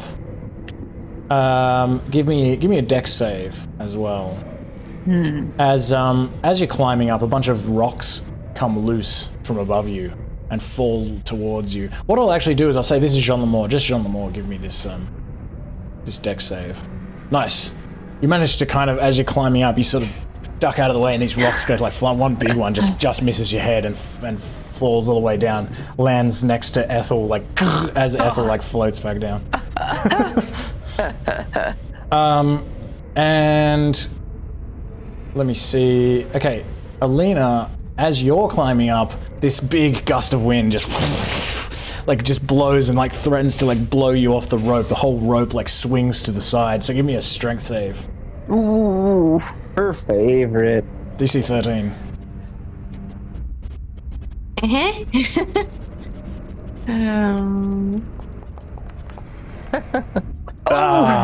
You are blown off this rope. You're unable to hold onto it, and you sort of fall down the wall. And as you're sliding, you're trying to like grasp on this wall, but there's no one there to help. So give me, yeah, there's no one to help. So, okay, you take you take 6 slashing damage. Sorry, you take 1 slashing damage, and you take 6 bludgeoning damage as you land on the ground. So 7 damage. 7 damage. How's Fantastic. Alina looking there, Chief? Not great. I'm not gonna make it out of the storm. I have a bad feeling about this place. Alina does not do well in deaf and blind and random strength check areas. This is not my forte. Dex checks? Yes. Okay, and Can you? sorry. Oh, sorry. I was just gonna ask Alina if she had a potion of healing or not. I have used all mine, I think. Okay, then I'm gonna pass the one that I have over to you, just so I'm like, if you're gonna die, you can just drink this. You know? Yeah, let's just say I'm like real tight. I'm bloody. If you survive the climb, I got a couple up here. I'm gonna mage hand slap him in the head. Okay, Mahkah, also give me an athletics check to see if you lose grip. Mahkah's you're climbing favorite as up. well. Was everyone doing these rolls with advantage? No. No.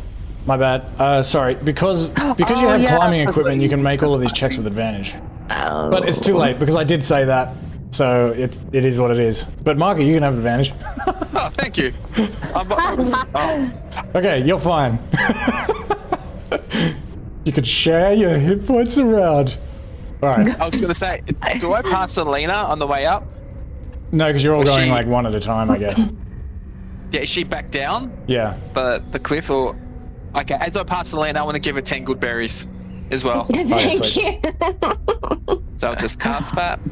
I'ma just eat those. Enjoy these bad boys. or 10. All 10. Literally need all 10. Well, you don't need to worry about food for the next day. But as you Just all above bloodied. finally climb up this cliff and make it and stand up next to Kenway, you are feeling pretty borderline exhausted. You've been climbing for a long time. This cliff was very difficult. Everyone give me a con save. Kenway, you can have advantage because you just teleported up here. Alright. Is there, how big is this ledge? DC is just 5. Great. Oh, Technically counts. The ledge itself is like Yeah. it's pretty deep. There's a fair bit of room here, and you can see actually what looks like from this landing. You can see. Well, I'll tell you what you can see in a minute. Why? What were you trying to do? Rest. Yeah, I was thinking it could be nap time depending on what we see in a second, so it would be that first. Okay. Well, I'll tell you what you see. You make it to the top of this cliff. You can still hear these creatures flying around nearby. You certainly don't want to be out in the open for too long. Although, of course, these clouds are giving you some cover. But as you... Yeah, I guess actually at this point, as you're climbing up this mountain, as you're climbing up this cliff and pulling yourself onto this ledge, it's lighter out here. You feel now, you can like look down and kind of see the mountain below you sort of disappearing into these roiling black clouds. And this lightning sort of flashing in amongst the clouds, and you can hear this thunder down below you. And you look up from this ledge and you see this familiar dark red sky, which is, yeah, like it's quite clear now except for the meteors. And you actually see some of these meteors like kind of like punch through these clouds and like kind of disappear into the shroud. It's still pretty dim up here, and it's also very hot. Like none of this situation has prevented the heat of Avernus. It's still very windy, and you can also hear this sound, this drone sound. Actually, at this point, you realize that it's more than a drone. It sounds almost like many instruments, like percussion and brass and strings, something like that. It's still coming from some way above, but it's just this crazy, just collection of all kinds of strange noises. And yeah, you can hear these screeches nearby and these beatings of wings. It's hard to pinpoint exactly where these creatures are, but you are, at this point, because you've come out of the clouds, you don't see anywhere immediately in front of you that you could take a rest. Well, maybe. Tiny hut. Yeah, I was So- saying, the reason I asked about the ledge is if it's big enough for tiny hut. Oh yes, the ledge would be big enough for tiny hut. And We would not be subtle in a tiny hut.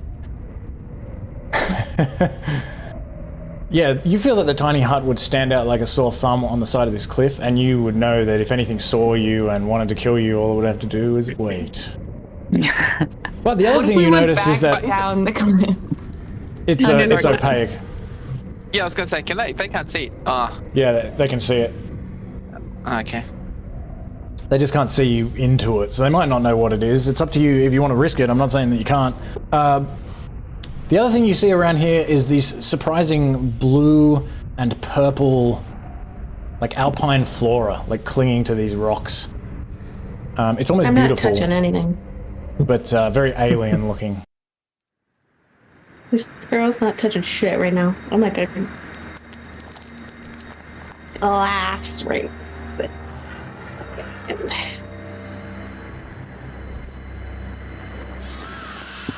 I mean, I need I think. Ooh. If I trance, I only need, how long is a short rest? An hour? An hour. Is it an hour? I think I need half of whatever a normal person needs. At least 1 hour. I need 30 minutes. So who needs to rest up? I know Alina does. Alina. Yeah, I need help or I'm going to be I would not be mad at a short rest. I will not object if we can figure out a way to take a short rest safely. That's the big problem. I'm going to cover myself up and stealth. I'm going to hide and trance. Could we sort of hide beneath some of these, like, behind some of these rocks? Avoiding touching these purple things? You don't know until you try. Right, seems like a good enough plan. Alright, let's, Oh boy. We're treading very carefully and don't want to touch the purple thingies. I will say actually that as you come over here, you also, Kenway, you notice something lying amongst the rocks. You walk over to it, just have a look at it. It looks like a scarf, like a pink scarf. Just, it's like kind of dirtied, just lying amongst the rocks.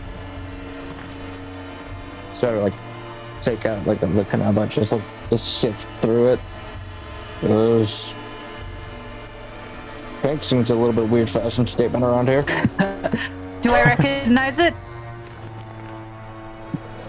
You don't recognize it immediately. It doesn't, you're not sure. Is there any initials on the scarf? If it was a personalized item? Yeah, Out you of don't find curiosity. anything like that. So Jean Lemore, it's kind of like you know, I mean, this looks like, you don't know for sure. You don't remember this particular scarf. And yeah, Mahkah, you don't find any sign or symbol on it. Is there any blood on it or anything? No blood. Just looks dirty. Does it smell like her? Oh. It smells like it's been out here for some time. It just, you don't get any, it just smells like dirt. I thought maybe because he has keen senses and knows what she smells like and has advantage, I thought maybe he might know her smell, like it's just like in his brain Oh, I know her smell. forever. Oh, yes. That You know know me what? smell. You know, out of context, this would have been sending off a lot of red flags. Just letting you know, JL, you might want to careful. Are we napping? For those who need to Yes. nap? Like an hour's short rest? Yeah. Okay. Listening to the horrible cacophony of noise. That's so good. It's soothing. This is what Mahkah, do you want to keep up with the party? Can I extremely... Wait, Oh, sorry. I wasn't there's even paying attention. Don't roll hit dice yet. Oh, okay. I was just waiting for Mahkah to do whatever he sorry. does. And also, Jean Lemore, don't forget to control Lulu. Oh, yeah, sorry. And so what do you do? Are you erecting a tiny hut, or are you just kind of hiding amongst these rocks, or how do you go about this? I mean, if you do a Hiding. high and tiny hut that has a similar coloration to the rocks, then depending on the distance, they might just think it's another boulder.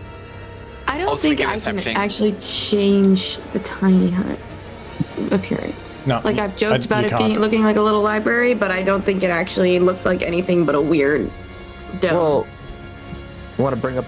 Hold on. I have another idea. I can make a fake-looking wall with silent image and just put it like around this section. Like, do you know what I mean? Like, make it blend in with the current scenery, so it just looks normal. Like a big rock or something in front of us? Yeah, exactly. Like, just stand out front and just make it exactly how it looks from the outside, and just sit behind it. It only You lasts are for 10 actually minutes. correct that I can pick the color of the dome. Yep, 10 You, minutes. you can pick Yeah, the 10 color of the minutes. outside of the dome. Yeah, so I could make it the same gray as the rocks, and then it wouldn't. I thought it was like a weird glowing, Okay, sweet. like hut. Cool. So That's a good idea. yeah. All right. Is that what you're So gonna do? can I yeah, I'll ritual cast tiny hut to be the same color as this particular rock. That one. Okay. So, and Alina, are you going to cast this silent? Oh no, you would have to do it repeatedly. Yeah, I won't need to. It's okay. Okay. If she's doing that, it's fine. Should we? I'm happy to keep watch if we have to use like short. You can I see can out stay of watchful, that tiny yeah. hut, so you'll still be inside. Yeah. I mean, like, it's not like, unless, depending on what it is, they can't really interact with the tiny hut, so if we need to, we can just chase them away with whatever we do, so. Like, unless they're spellcasters, they're kind of boned. Okay, so because you can change the color of the tiny hut and you're kind of hiding behind these rocks and stuff, I'll roll a D10 instead of a D. Well, maybe I'll roll a D8 instead of a D4. If this is a 1, we have a random encounter. Oh fuck! All right. That was rude.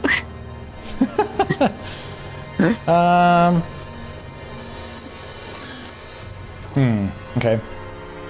I didn't mean to roll. Oh, you were on me. Oh. Okay.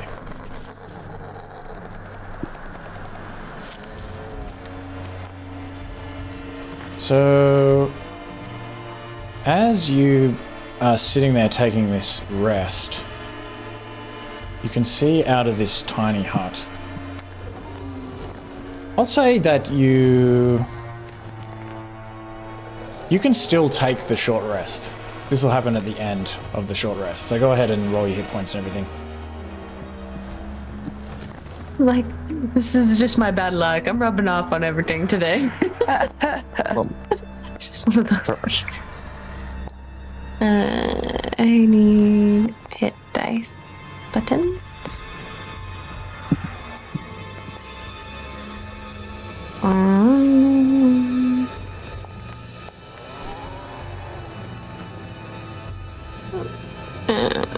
I need to roll some more. I also And some more. Close enough. No, Maybe don't do one it. more. Yeah, just Yeah, go for we're it. yeah. This is fine.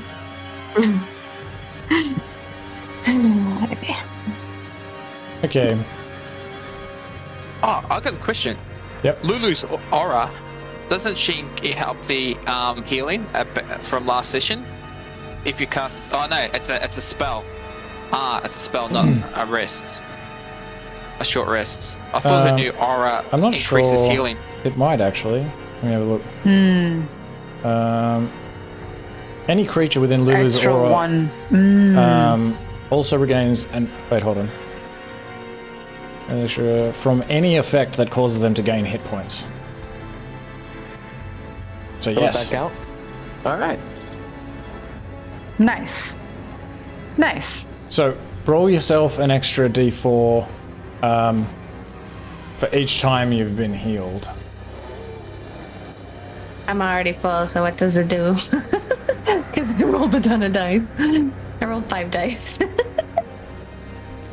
So yeah, it's just now anytime we take a use hit die, if Lulu's around, we get to add a D4. Okay. So, if we're not in the dangerous area, Lulu and Jean Lamore now give us a lot of hit points from just one hit die, technically speaking. And how long does a tiny heart last again? It lasts up to 8 hours, but I can drop it whenever. Okay. All right. As you're kind of sitting there, regaining some of your strength, you see these shadows move past you. It's hard to kind of see what they are. They kind of move past the tiny hut. And one of them stops. it kind of stops moving, and you know, a few of you kind of look over it from the hut, and it's like this humanoid shape, this shadowy humanoid shape. It looks like it has almost wings kind of extending from its back. And you can see as its head, or what looks like it probably is its head, kind of like turns in your direction. You see these like piercing, like blue, bright eyes kind of flash in your direction.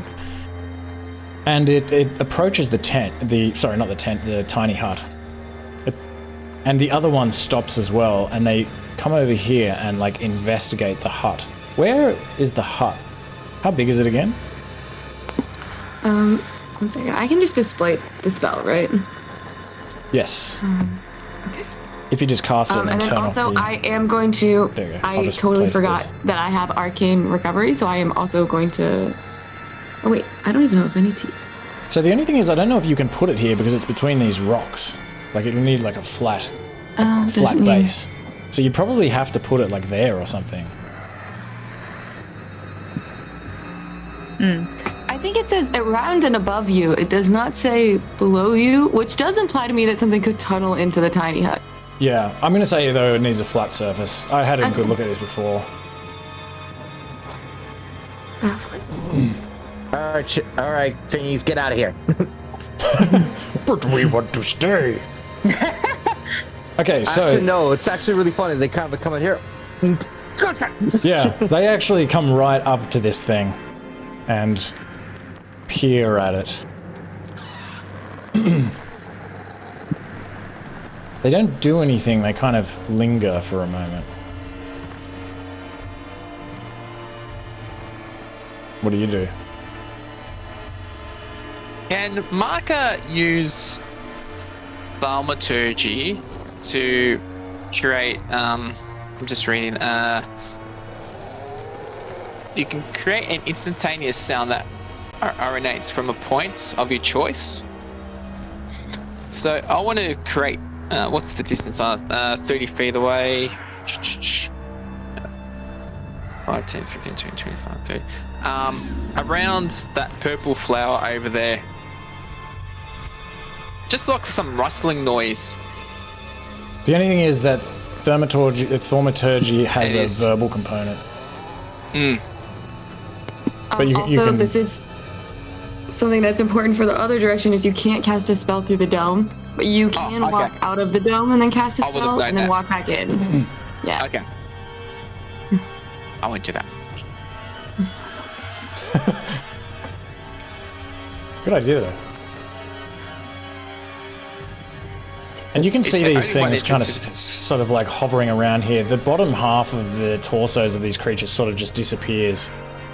They're almost like a kind of half ethereal. They take on a little bit of a form more than initially as they're sort of standing there, and you can see more of them. They just look like these like pitch black colored creatures with these wings and these two like big like extended horns coming out of their heads. So these long pointy ears. The other question is, where's the door?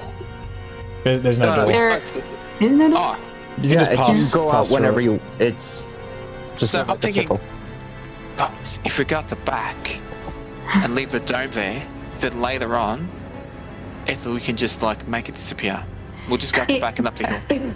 It drops when I leave 10 feet of it, so you guys can sneak out the back, and then I run.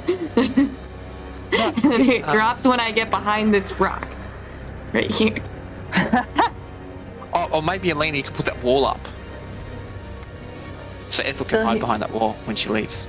We'll hear me 5 feet. cast it though, right? I think there is some arguments about whether or not. Oh wait, no, you would be outside of the tiny hut. Sound is weird for the tiny hut about whether or not you can pass through. I think. Some people Yeah, argue you can about hear that. sound. Okay, so In we're my- all in my world. whispering. We're all whispering. Even though, like, obviously audio is particles. Not in my world. This is my story. I think if we sneak out, that's a good idea. And then we run away really quickly at this point. Give me a stealth check. Wait. He just sort of like Kenway just sort of like taps on your shoulders and just goes like the. What the? Are you kidding me? Jean-Marc cannot be heard. Even by us. Nothing happens. Can we tell, like, do we know what these are? Yeah, can I press my face up against the dome on the side and see if I know anything about them? Yeah, give me an Arcana check.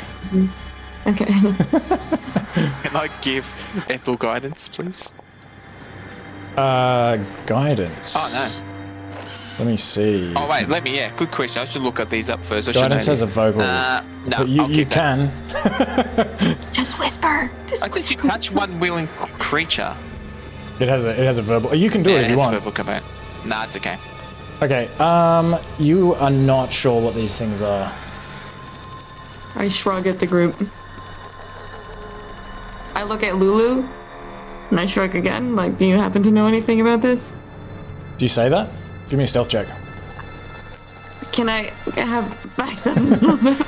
No, too late. Give me a stealth check.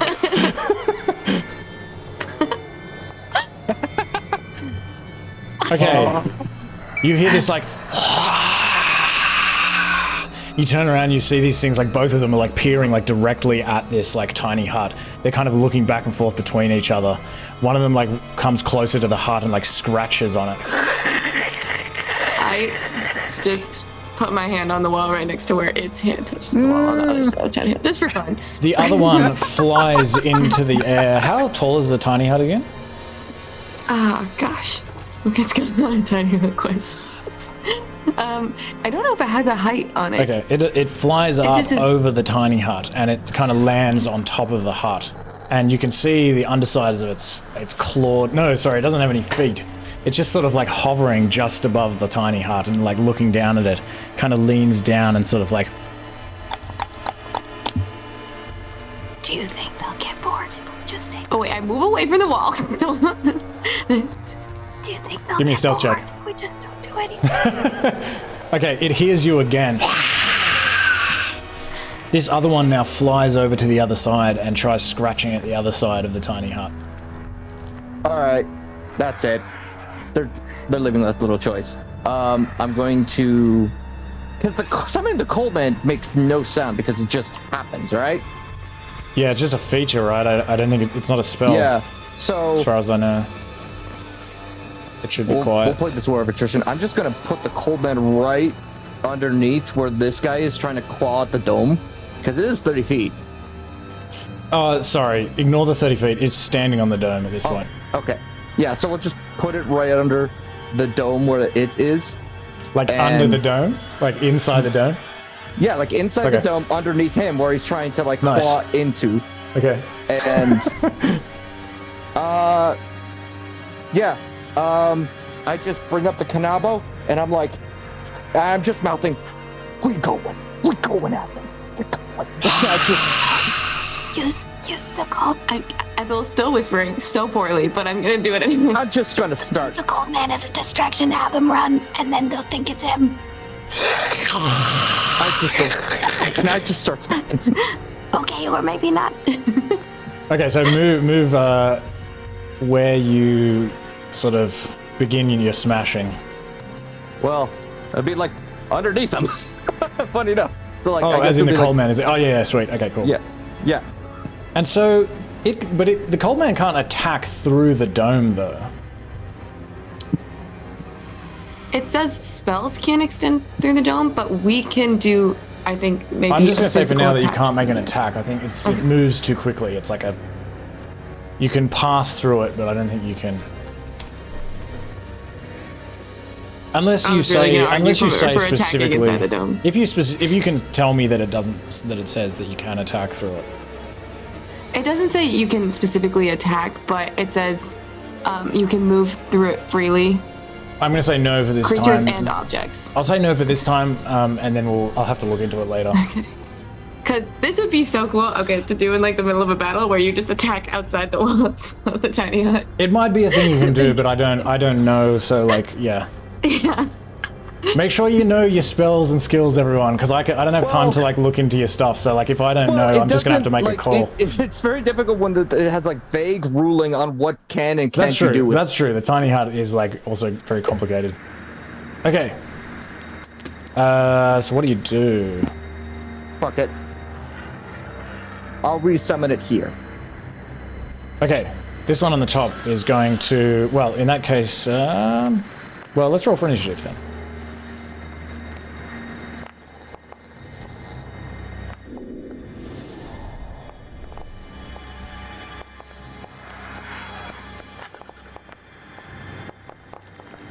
I need Batcat. Okay, it's Batcat. Feel free to put Batcat wherever you think she would be. He would be, it would be, I don't remember what Batcat... It's a weird... It's a spell.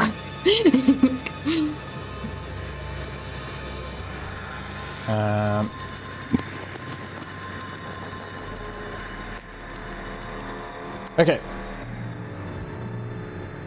Alright. This creature immediately launches off the roof of the tiny hut and lands next to the cold man. And it kind of cocks its head at the cold man and then just lashes out with this sort of shadowy claw.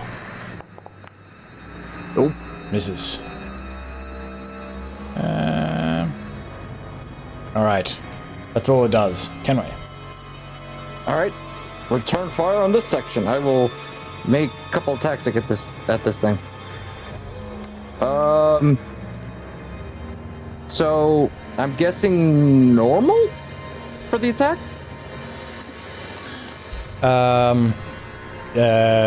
Yes, it's not invisible at this point. Okay. At this point.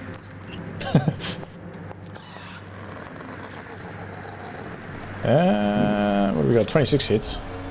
Alright, I will... Just. No, I'm just kidding. Okay. And another attack. Oh, moving you out of the way, Adrian. Yep, that hits.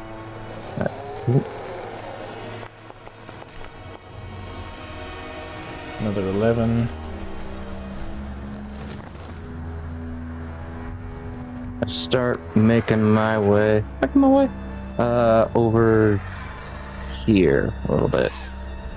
And yeah, y'all wanted to... All right, that's it. That's all I'm willing to do on this turn. All right, Alina. Okie dokie.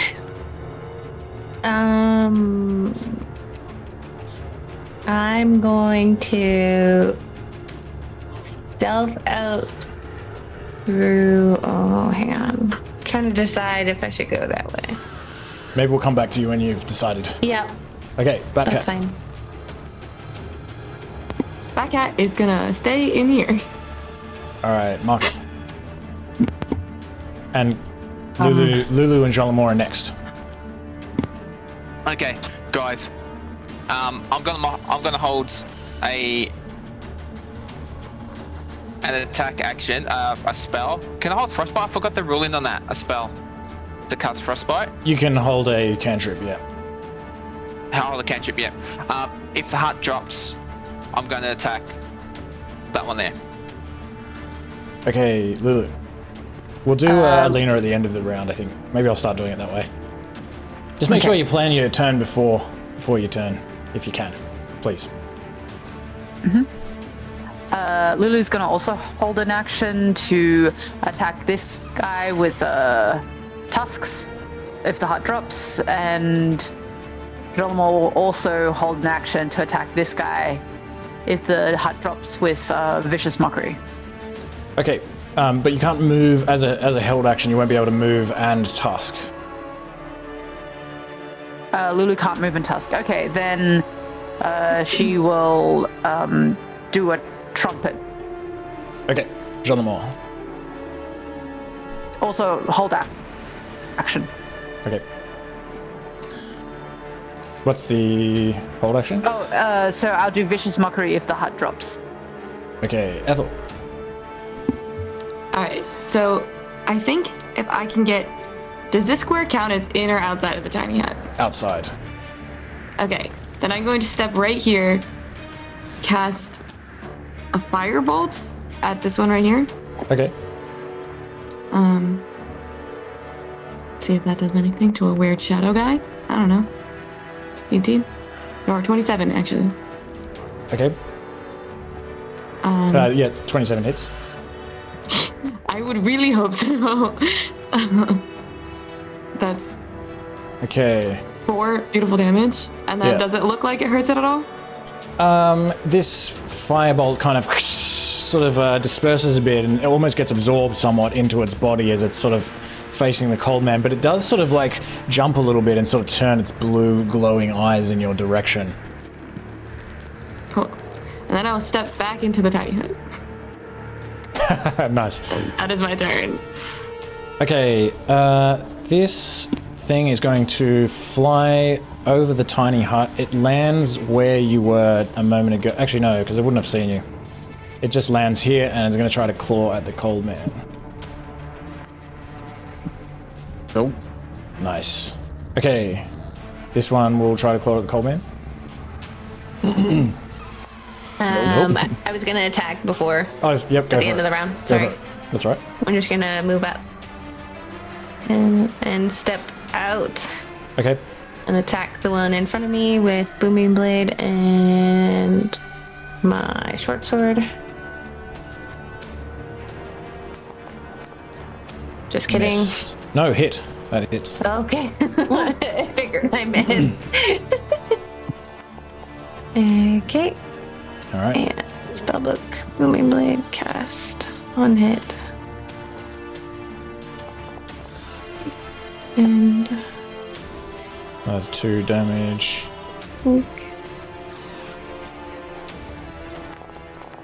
There's thunder, isn't it?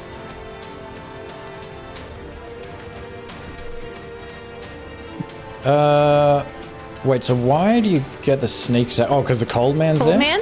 Yeah. Okay. Old man's not a creature. Oh. Okay. But is he an ally? No, because he's Oh. not considered a creature, sadly. Okay.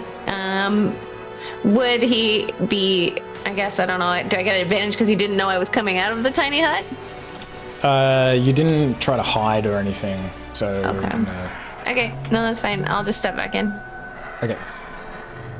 Trust me, if the cold man count as a creature, this class would have been fucking busted.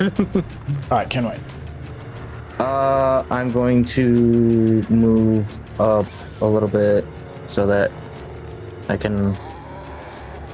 Is Batcat flying up in the air? Yeah, sure. Batcat will be as high as the tiny hut can let Batcat be, whatever that height ends up being. Okay. And I will continue making attacks against the one that I've been hitting. Alright. Do I want to do anything else? Not really. They're not really threatening us too well. So I'll keep it normal.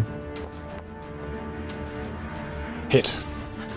10. Alright, and next one, normal. Okay, That hits. and then normal.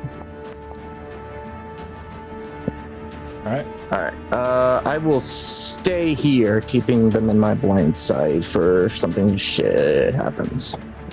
Okay, Alina. I'm gonna bring out Luna in the tiny hut as my action. Okay. Luna should be in the initiative tracker now.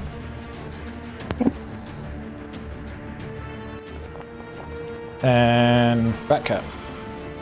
Flapping over Batcat. Kenway's head. Yeah, Batcat will just be like, oh no, I'm in the way, and then fly over this way, and that is it. Alright, Luna. Help action on this one here, in front of her, Okay. and then back into the tiny hut. Alright, Mahkah.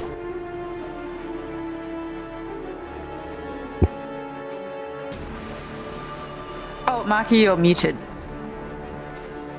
Thank you. He said he likes what he saw Ethel do. Steps out. Frostbite on this one. With that, you have to make a saving throw. Sorry, DC. Saving roll. Okay, saving throw. Sorry. Nice. Okay. So disadvantage on next attack. Okay. Actually, the cold damage. Okay.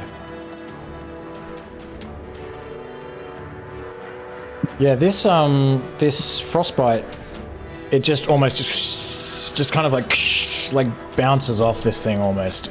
Just shards of ice just go kind of like flying, landing on the rocks and things around it. It doesn't even seem to notice it. Lulu. Okay, Lulu's gonna unready her action and stay there.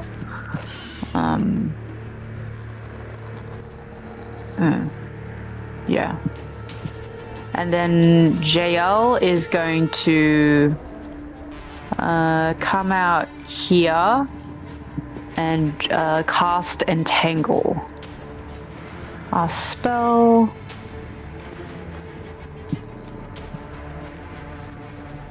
And so that will be a DC 17 strength save. Both of these, as these vines kind of climb up from this patch of ground, they sort of climb up towards these things that are sort of floating there, half spectral, and they just sort of pass right through the bottom parts of the torsos of these creatures, and just seem to be unable to grasp onto them. Okay, run away. Okay, Ethel. I'm loving the tiny hut strats. Just nearly impossible to get hit. And then I'm gonna just firebolt this guy again.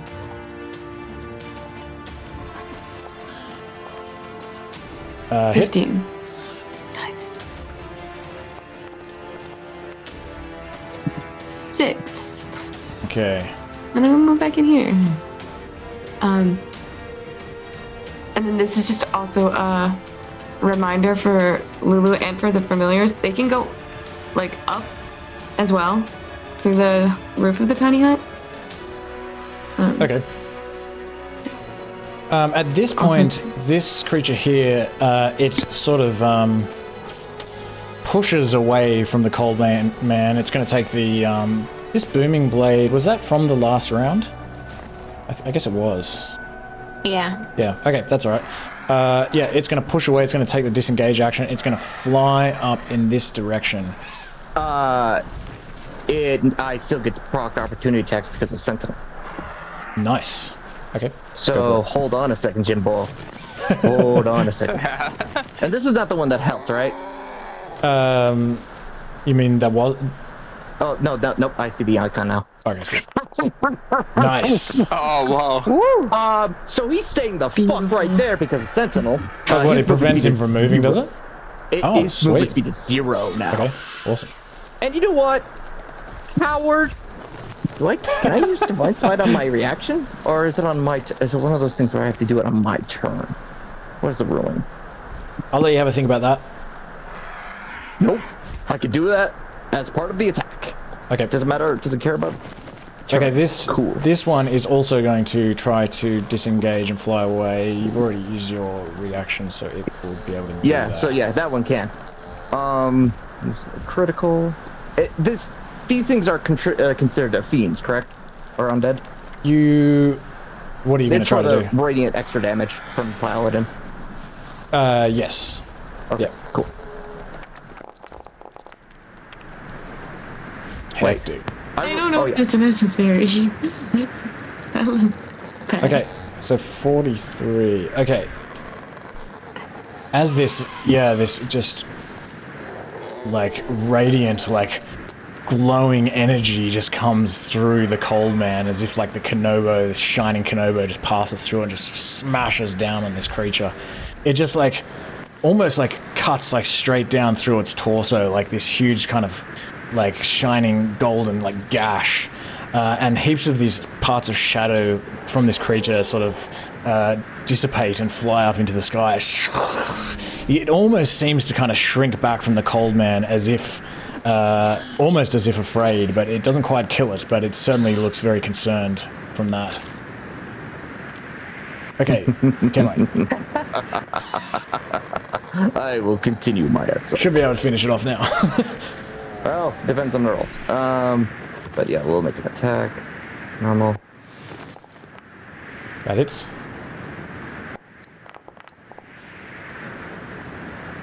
Still alive. Next one. Oh yeah. Nice. Okay. This one just sort of dissipates into the air, into the hot, windy air. Ooh. And we're out of combat. The other one is... You can't hear anything about the other one. Or see any sign of it. I think we should move, right? Oh, they're gonna know we're coming now. Yes, That's right. yes. Yeah. Vamos. Yes. Vamos. We run.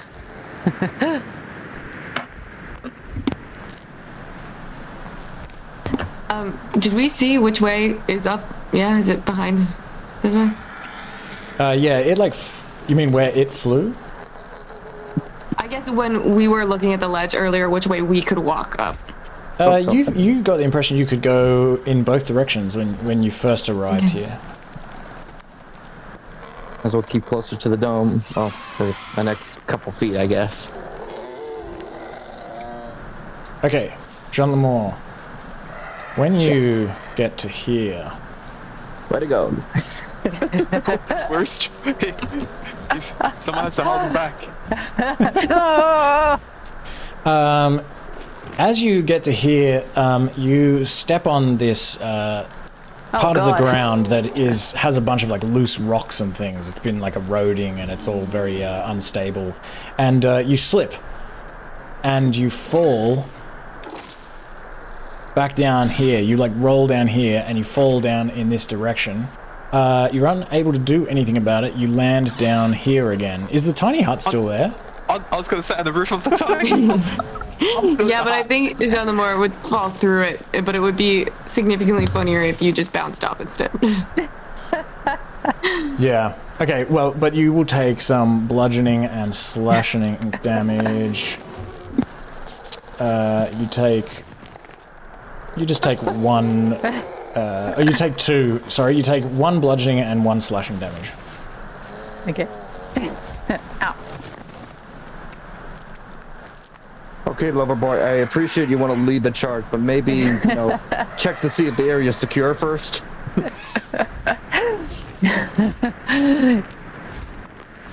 Alright. There's some rocks up there. Alright, so is it like... They're a bit slippy. So I guess is this like level like here, like steeper in some places or looser in some places? Can I check to see if I can like determine which areas are so Loverboy doesn't fall again? How do you check?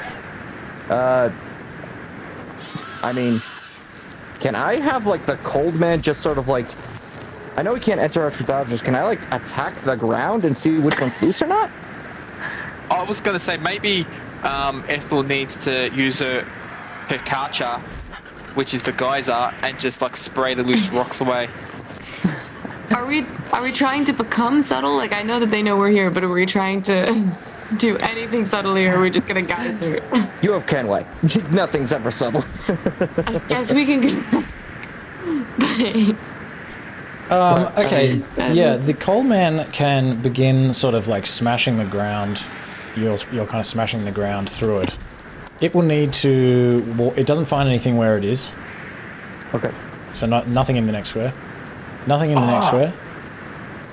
But now it finds that this area is very loose here. And it seems like this whole area of ground here is full of loose rocks and rubble. Should we just go around the other way? Then servant. Can you sweep for us? Just like sweep up the rocks? I think that the Uncensored servant would need a broom. Can we... It looks like there's an entrance on the far side that loops around. Can the coal man just go check to see if... I'd have like, to, can we just go around the other side? Can we just walk around there and just try going up that way? We can. What is the... oh, yeah. I was going to say, why don't you do your old switcheroo? Put him on the other side of those rocks. Well, I was just going to say, like, let me... Can I place him, like, around this part and just keep checking to see which one is and is not loose?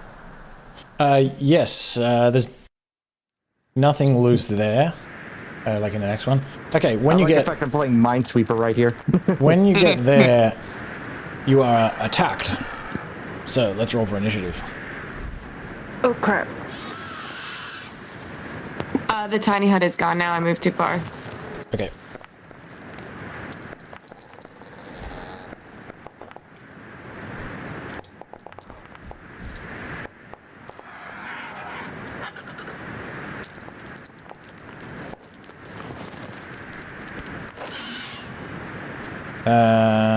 Alright. Alina. You see as this shadow demon that flew up here before sort of reacts, begins to move as if to attack the cold man. I don't see him, I guess, because I'm on this side of the wall. Oh. Alright. So I will just hold my action for if anything comes around that wall to attack one of these two in front of me. I'll say you can kind of hear this thing. Okay. Also, You know something's happening. Okay, maybe I'll move up. Can I fit in between Ethel and this wall? Yeah, that's alright. Okay. Okay. Alright. And I can't get to him, so I'm just gonna cast Shadow Blade, I guess, and throw my blade at him. Okay.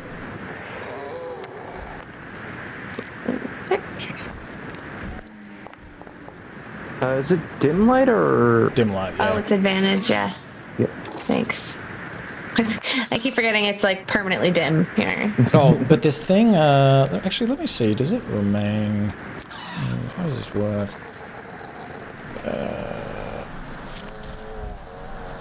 Yeah. Okay, it's not actually invisible, but it was hiding. Okay, yeah, 21 hits. Okay.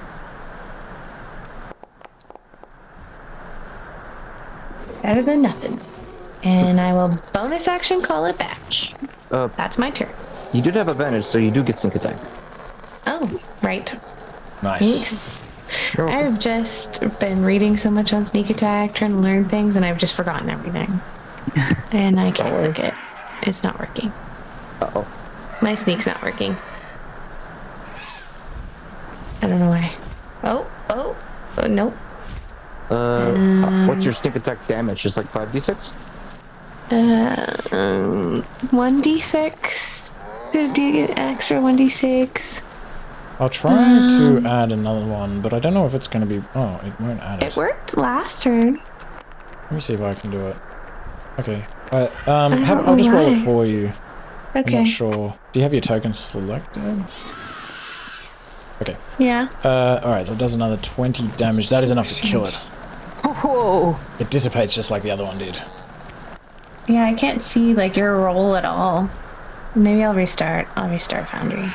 Yeah, my server connection just there your left. sneak attacks just like popped up. I don't know what happened. I was like, hello. Okay. Yeah, I don't see anything, so. Alright. Good thing I'm not losing my mind. Alright. Out of combat. I can't rejoin. It says I'm still in there, I guess.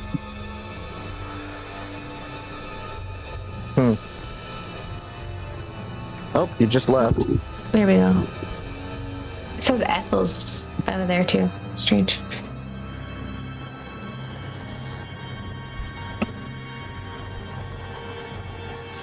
Alright. Maybe it's on my end. I'm not sure. I can still see everyone. That's all good from here. Alright. I can select. I should. Yep, okay. Perfect. I'm back. Okay. I will continue minesweeping for next little like couple of squares. Assuming I don't get interrupted again by some very, very rude, shadowy, upper torso having ass motherfuckers.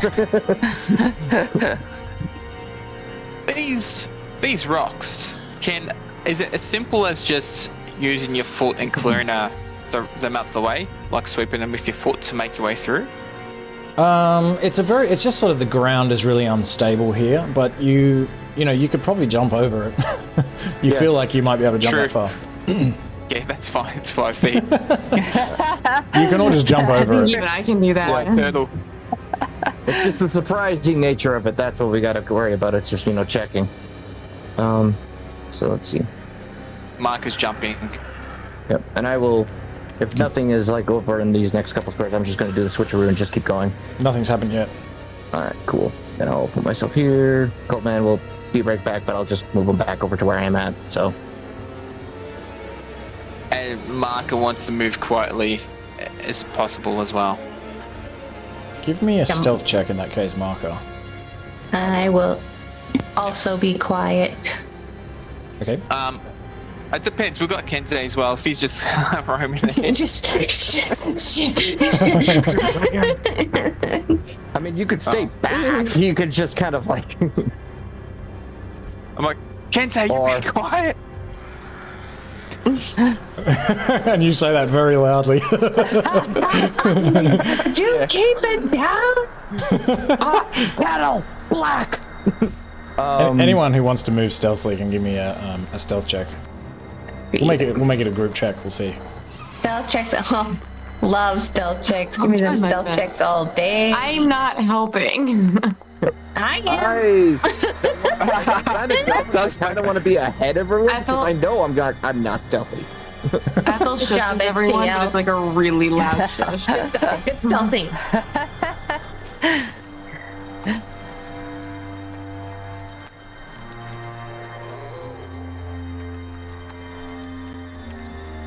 As we keep going, I'm just muttering to the cold man, believing that it might actually have a conscience that, Joy, don't you just love working with your brother? Now you're just becoming that of a literal kind of like deckhand, trying to come away to...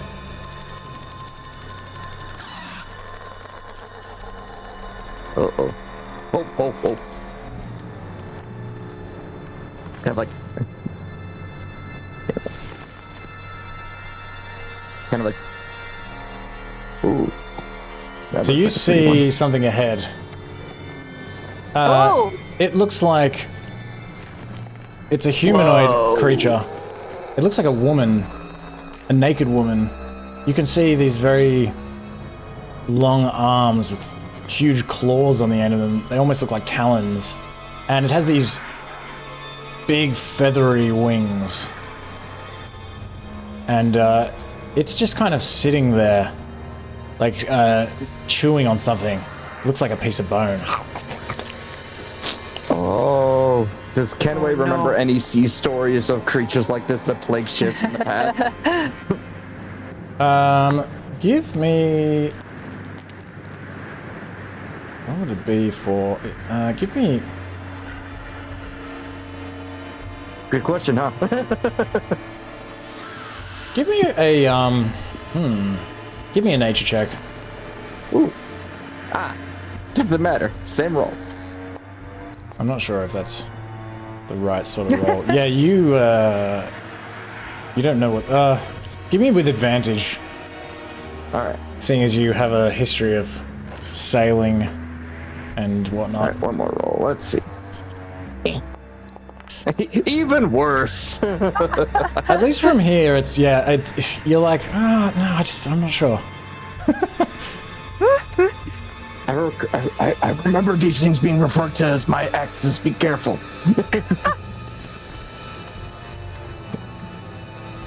And Kenway didn't give me a stealth check. Okay, cool. Nope, he did not.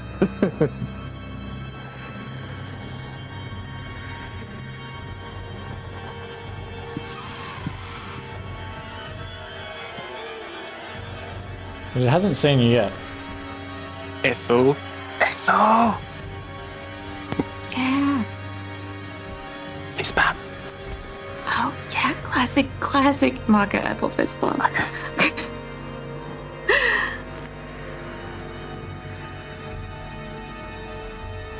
Just for the record, that was vigilant blitzing. No, just a cool fist bump. I don't want to know.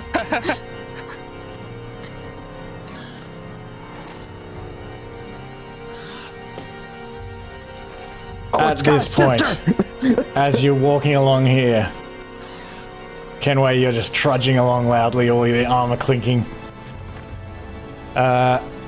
More of these creatures land on the rocks above you and look down at you. And these ones here, you can see them. Yeah, I will say that they begin singing an eerie melody. And so let's roll for initiative.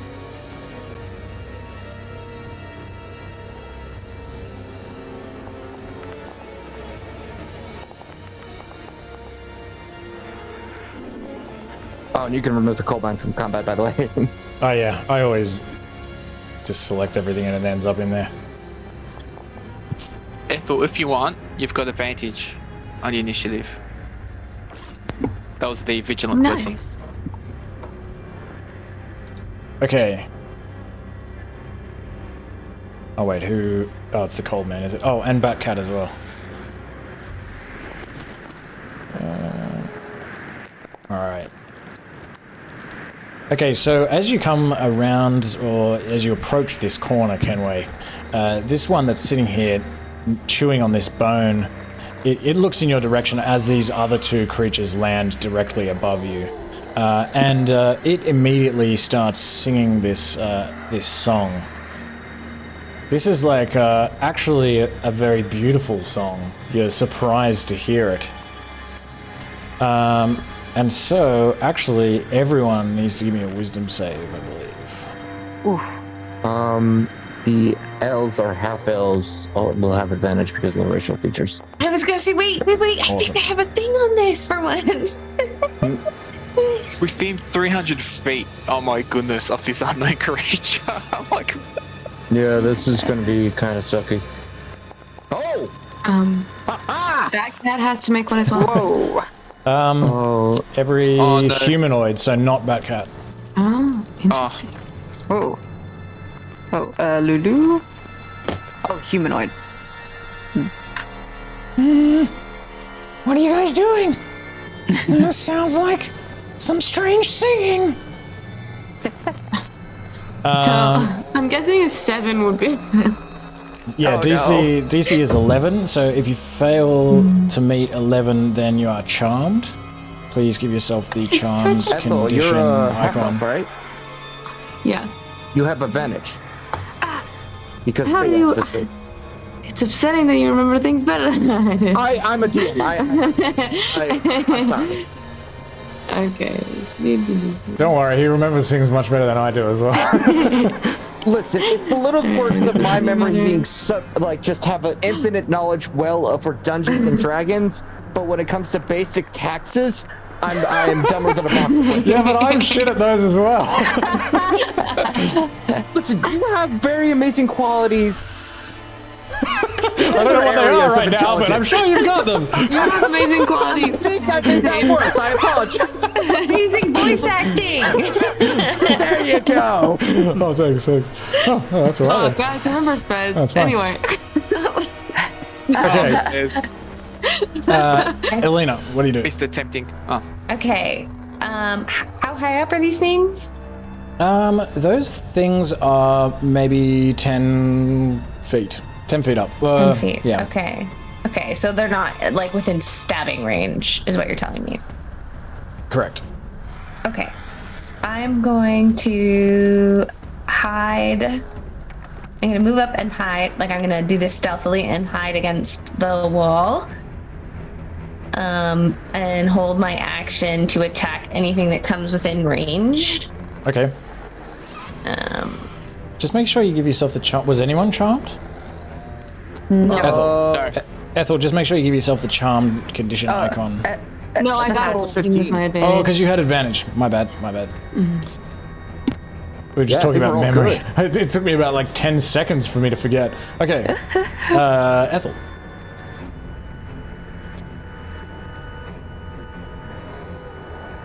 I'm just going to firebolt the one that I can see right here. Okay. Just be like, that's a very nice song, actually.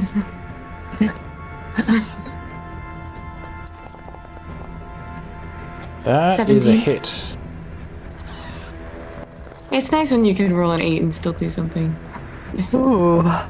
Oh, you gotta love like later level play when you roll bad, but you can still do stuff. Yeah. It screams this shrill scream. That's hard to say. As this firebolt hits it directly in the chest. That's not as nice of a noise. Go back to singing. Luna.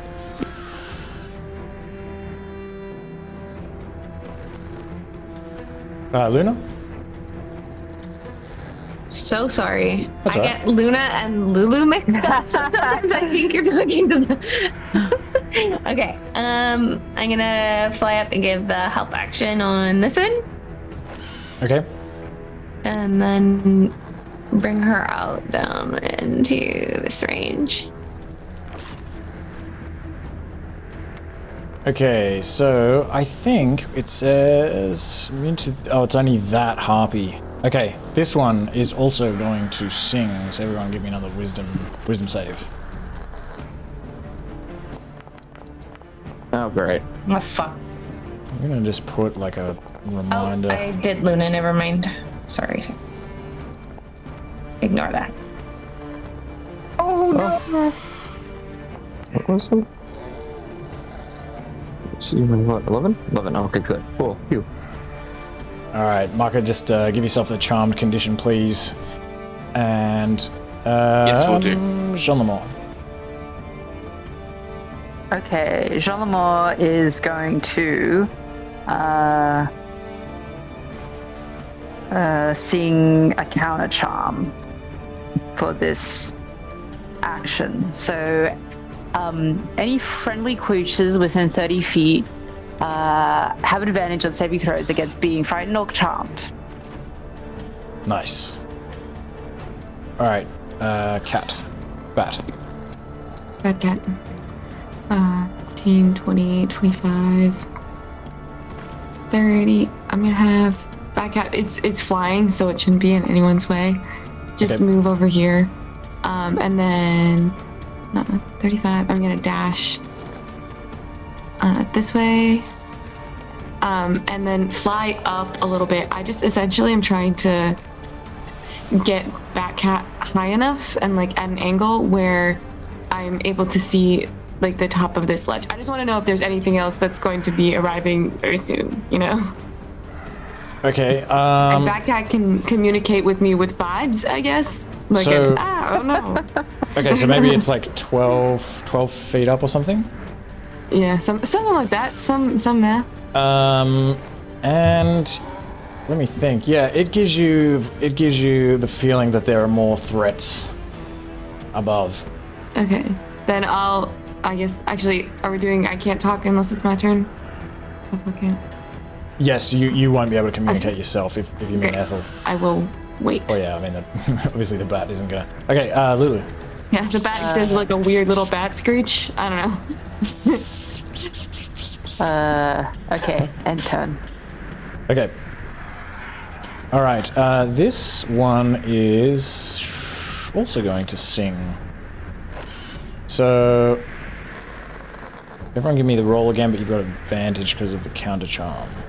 Just a quick question. How would we keep track of who we charmed by? I will put a 1 on this one for Mahkah. Okay, thanks.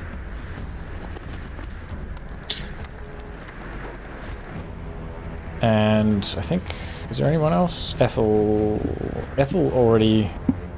Oh no. Okay. Oh, What's the DC again? 11. And 11? Mahkah, you actually you don't even hear this song. You are so enthralled by the song of this Okay. singular harpy. Kenway. Alright, I'm gonna move the cold man up, making its way up here. Or try. Oh, yeah. I am going to. Okay, there we go. Like there? Yeah, like There? right there. And Okay. And Kenway just goes, shut up!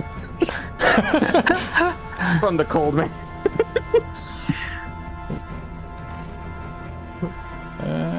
Alright. Okay, my God. 21 hits. Wait, did I get all of these? Hold on, let me just double check this one. Oh, yeah, it looks like it is. Okay, sweet.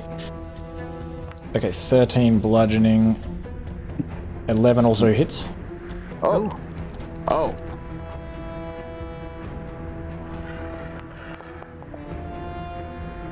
Nice. Another 15. So you're just like, yeah, the coal man is just wailing on it as it's wailing this song, focusing on Mahkah. And I don't think it needs to concentrate on this thing or anything. Okay, if it's gonna keep singing, I am going to action surge because I don't like these things. Because, like I said, they're called XYs. I don't want to know what else they do. So I will take an action surge. Okay. Yeah. That hits.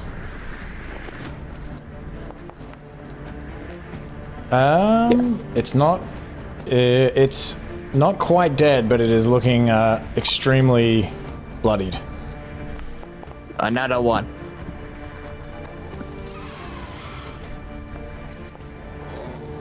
That will do it. All right. I'll use Unleash Iron Incarnation as well and try to hit this one with advantage. Okay. I will burn these when I finish up this turn. Yep, 26 hits. And I think, Mahkah, you come out of this state. 9 bludgeoning. Right. So and that will be my turn. I will burn the stuff I need to do. So I'll burn this. I will burn a action surge, and that will be it. All right, Mahkah. Okay. Can Mahkah reach into his back, grab out? He's got a candle, wax candle, and he wants to make earplugs as an action, like mold them, get them up between his things, and plug them in his ears. As his action. Like earplugs. Yes. I guess that's okay. Yeah. I'll burn the candle. I can turn it into earplugs if you want. Yeah, I'm just thinking about like whether or not like getting something out of your backpack itself would potentially. I mean, I guess your potions are. Yeah, that's okay. You can do that with an action. That's fine. All right. Okay.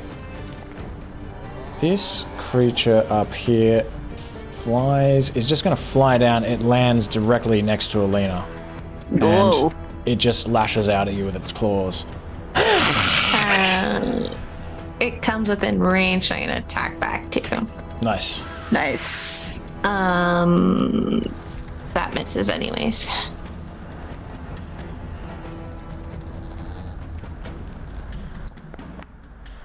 That's a hit. No.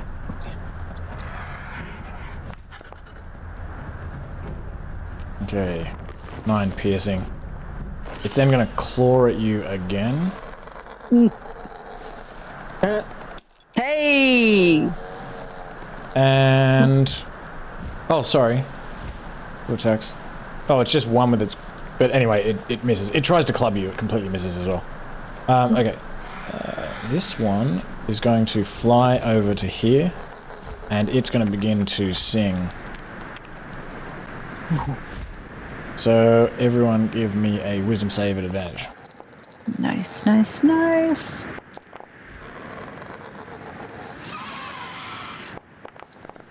Just for future reference, those earplugs that I've created, if I didn't have advantage from jail, would that count as advantage? I'm not sure. You don't know that either. I'll say that the magic of this. I mean, you used an action to put them in there. The sound of this song is a little bit. It's definitely dulled by this wax in your ears. But you are also deafened.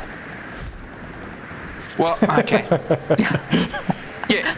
Well, that's the thing, because no, seriously. Like, if I'm deafened but it doesn't work, I'm not going to use it. But if I'm deafened and have advantage, I will. There's no way for you to know at this point. Okay. I mean, I guess just what is?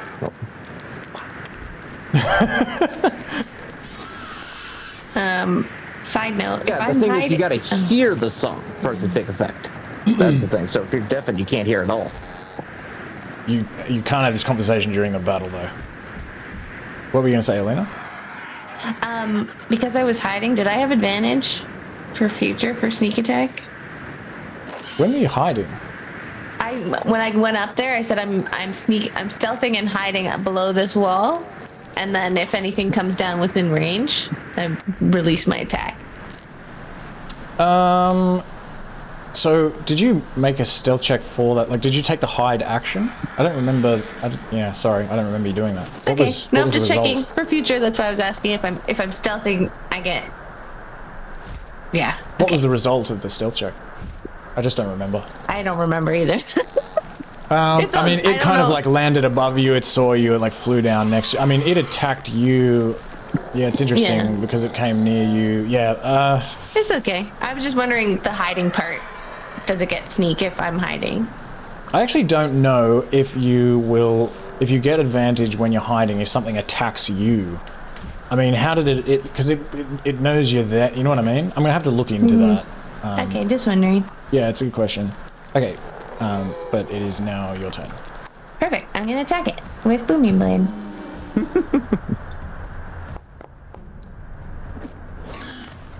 That's a hit. Fantastic. I like hitting things. And not being deaf and blind and dumb. It's looking quite pierced. Fantastic.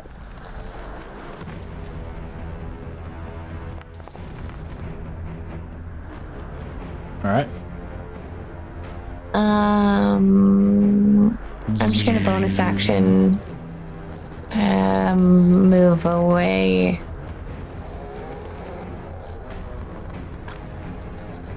And that's my turn. Alright, Ethel. I'm going to firebolt the one that Alina was attacking.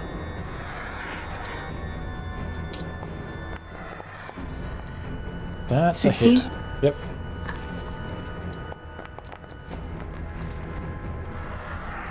Mm, 14 fire Alright. damage, and then I'm gonna yell out, I think there are more coming!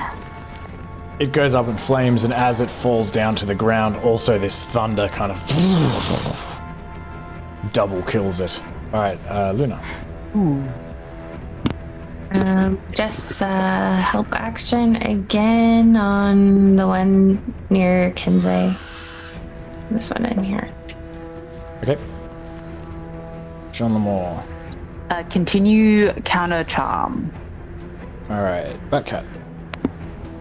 Batcat is going to fly, like, up, like, 20 feet. I don't know how high this ledge is, pretty short, right? Yeah, it's only probably 12 feet up. Alright, then I'm just gonna fly a little bit higher, like 10 feet higher, and then, I guess, maybe move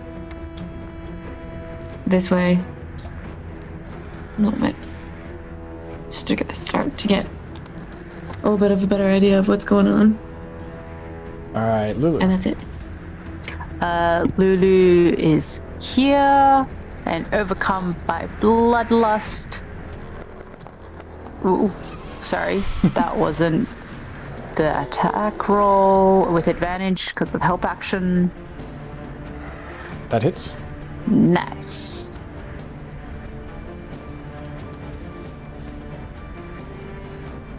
End turn.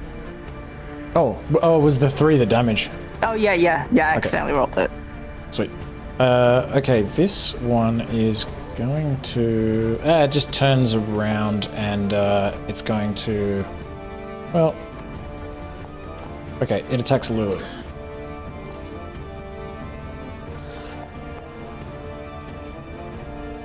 Misses, and it tried to club Lulu.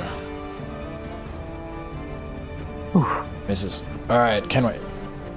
I will continue the assault against this one right here.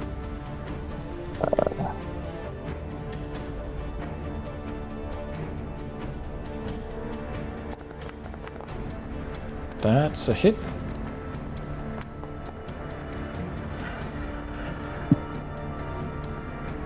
All right. More. Yep.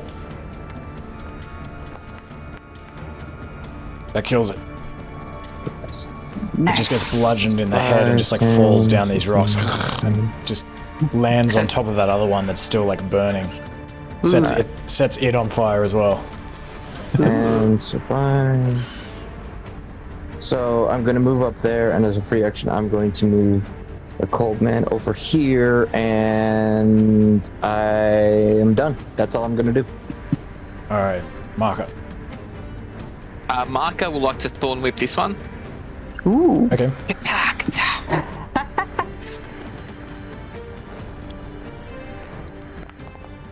That's a hit.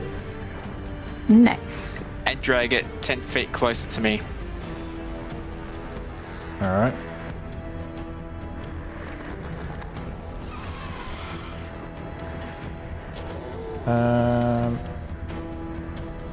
And go ahead and give me the damage as well. Oh, sorry. That's all right. Did also Kensei use his reaction before? Or was it? It wouldn't matter anyway because if you're It's pulled, force movement. yeah. Oh, force movement, yeah. All right. Okay, so this one just gets like pulled along the ground. Kenway just runs up to it, and then it's just like just dragged out of the way. It's just like it just jumps straight at you, sort of like dives at you through the air, and just like swings this like club at you as it's flying.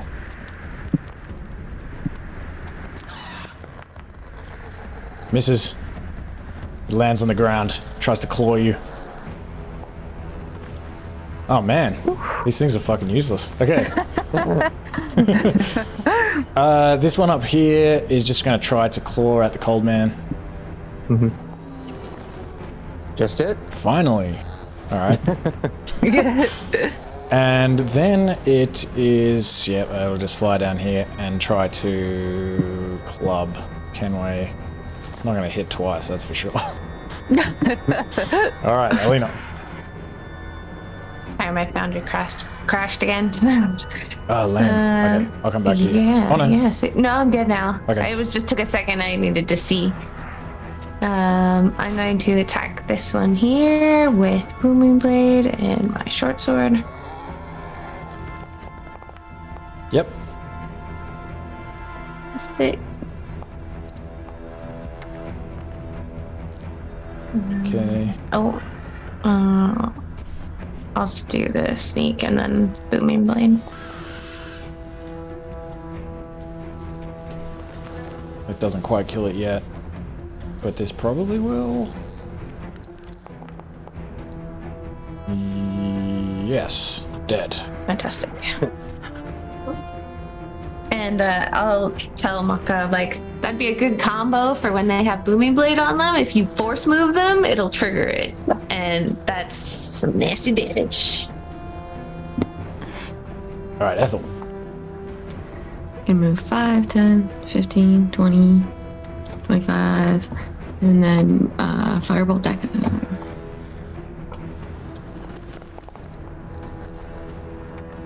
Does the 13 hit? Yep. And Nice. I think that's not an issue. Okay, 6. Strong 6 damage. It turns in your direction after this fire smashes into its wing and kind of just gnashes its teeth at you. Ah! I used the last 5 feet of my movement to hide behind Alina. Luna. Help action. Can I get to it? I think so. She has 60? Yeah. Alright. Help action on this one here. Whee!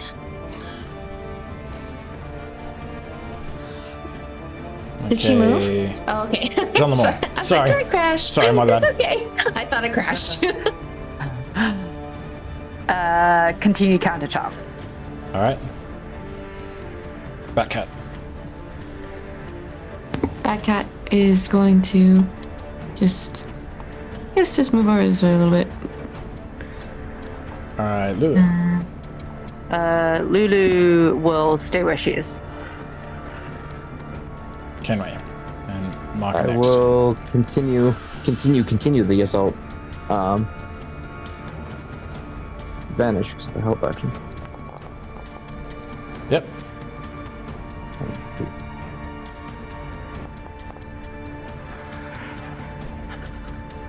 Bludgeoning. Attack normal. Yep, 19 Doubling hits. it. Alright, it's not looking good now. It's only got one wing. Alright, pay attention! Just slap it at the back of the head, trying to like scare Ethel. Okay, Mahkah. And Alina's Mahkah up locks next. to cast Frostbite. Alright.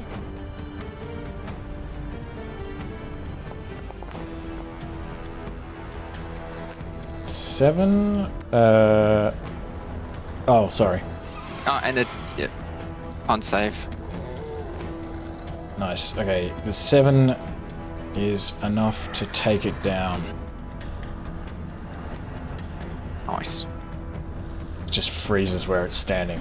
Falls stiff to the ground. And we're out of combat.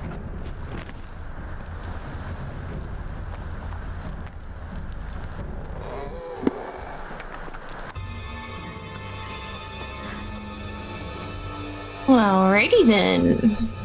Checking for loose rocks as we go along the way. Kensei. Yep. Come Just on. assuming the position. I might continue counter charm for a little while. Okay.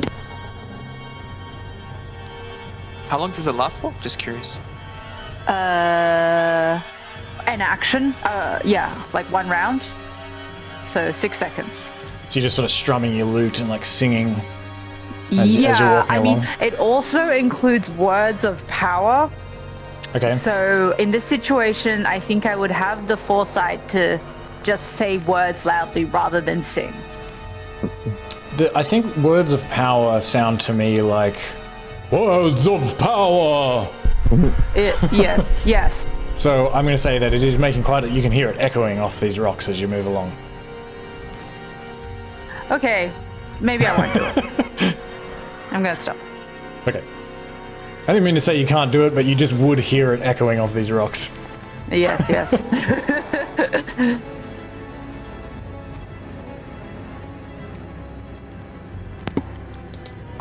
By the way, I'm just going to resume the position of Minesweeper. Okay. Yeah, you don't find anything yet.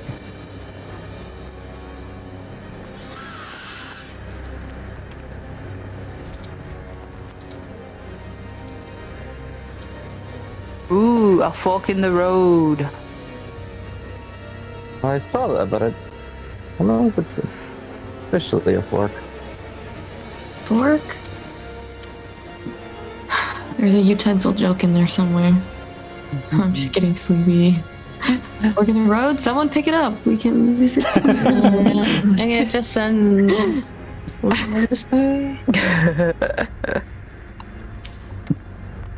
Yeah, it looks like It It's looks a in on loop. itself. Yeah. Or Yeah. forks lead to Rome. Oh.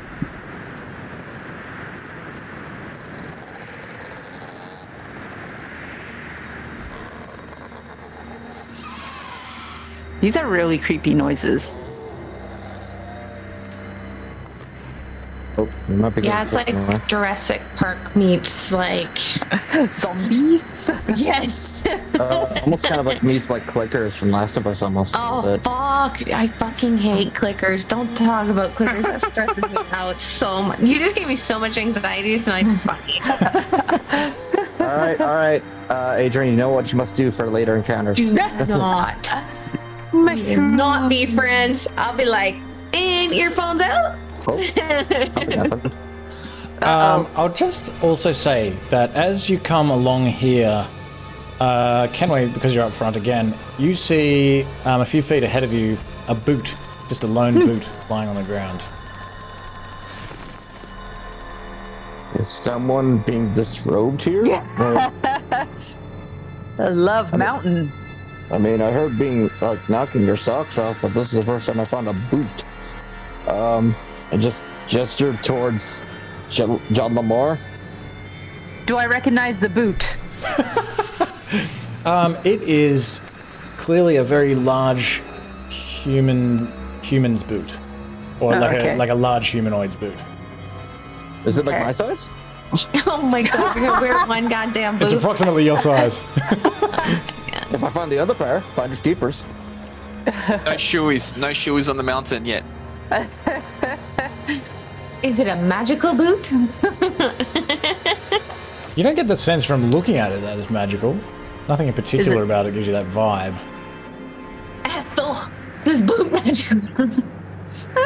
I quizzically stare at this boot. We stop in the middle of the path to stare at this boot. This is the big bad of the campaign. It's been polymorphed. The boot bad. Well, you can't see through the cold man. It's the only problem with leading by the cold man, I guess. Okay. So. Oh, hi. I see nothing. As you come up here, Kensei Kenway, you hear this raspy voice echoing from just up above. It seems to be muttering in Abyssal. And you can see this creature as you're approaching. It's actually facing the other way. And it's got these like large wings sticking out of its back, but it's quite different from the creatures that you saw before. Which Lulu, that thing is like demons, really. I guess she's not sure what they are either. This is quite a strange creature that's just sort of sitting on this path near some rocks, just shaking its head. It looks almost like a vulture, but it's like 8 feet tall. And it's got this twisted and gnarled body and like dark grey skin. This long neck, you can kind of see its head bobbing up and down, and it kind of turns its head a little bit enough for you to see it has like this big like beak and these long like limbs covered in like sinew and small grey feathers. And even where you are, you can smell this like stench. It stinks like offal and carrion. And this thing like talking to itself, like you can hear these words like sort of echoing down through these rocks, just enough as you come up here to hear what some of them are. And in Abyssal, it's saying stuff like, "It just seems so pointless. I slaughter until I am slaughtered. Then I am given life again, only to repeat the process. What is the point? Can a being born to murder and slaughter change? What would I even do instead?" Oh. I just sort of direct the party to go. I just sort of like gesture for the party to go the other way. Just like trafficking children. Oh. You don't want to help it? Alright, we're just gonna avoid his entire storyline. Alright, let's look at What is the meaning of it all anyway? Perhaps I would feel more fulfilled when taking a life if I knew what value it held.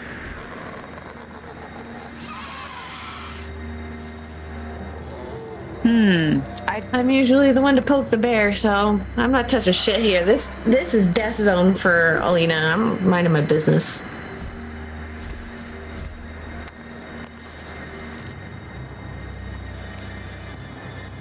Sort of like, just sort of like going to Alina, kind of like you're kind of like going like, "We can go this way and circle back." It's like trying to gesture like, "We can come back if we're still here." You're the one who wants to fight all the time. Alright.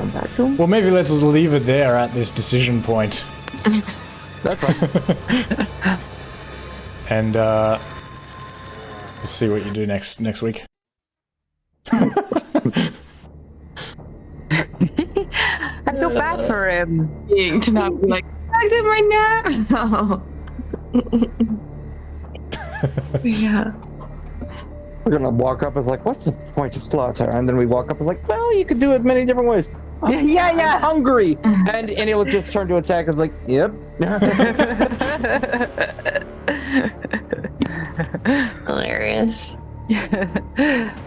Who knows? He kind of sounded like Golem there for a while. Kinda did. I was like, anybody got any rings? I got a couple rings I can give him. My precious. What's in its pockets? There you go. There you go. See? There's your talent right there. Look at the ices. Juicy sweet. Now I really want to help him. Oh my god. All Make right. us some fish. Oh, yes, is there infernal fishy? Wet and wriggly. Fishing pool is nice crazy. and cold. Juicy sweet. All right. Thanks for playing, everyone. Sorry if I was rushing you. Thank you. I'm just trying to like speed up the campaign a little bit. I don't mean to rush you so much in combat. I've watched some Are you things, I've calling read us some things slow? online about like how to speed up combat. So that's why I'm kind of oh, we'll come back to your turn if you haven't worked out what you're doing and all that sort of thing. I don't mean to be a dick, but No, it makes sense. Your combats are really fast compared to the one campaign I had. Like, we'd spend like 10 or 15 minutes on like one person's turn because they wouldn't I would kill plan someone. ahead. And I'm like, the 4-hour sessions would turn into like 8 to 10 hour sessions. Oh my Yeah. Every god. Sunday, and I'm like, I need to I have to have a life. Like, I'm so tired. I just want to go to bed. it's partly why actually in the last session I was experimenting with the with that extra damage concept because I was thinking to kind of speed up combat that way. It was when you were exposed to the pervasive evil because Lulu wasn't protecting you. It was just everything just does an extra point of damage per round. I don't know. It was also fun. Yeah. Oh yeah. I had so much fun. I feel like I love you're for kidding. blood. Oh yeah. I'm really so mad at this bug right now.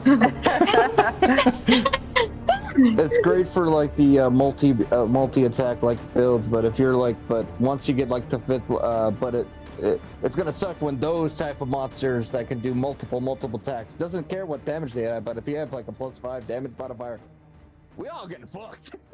If they hit.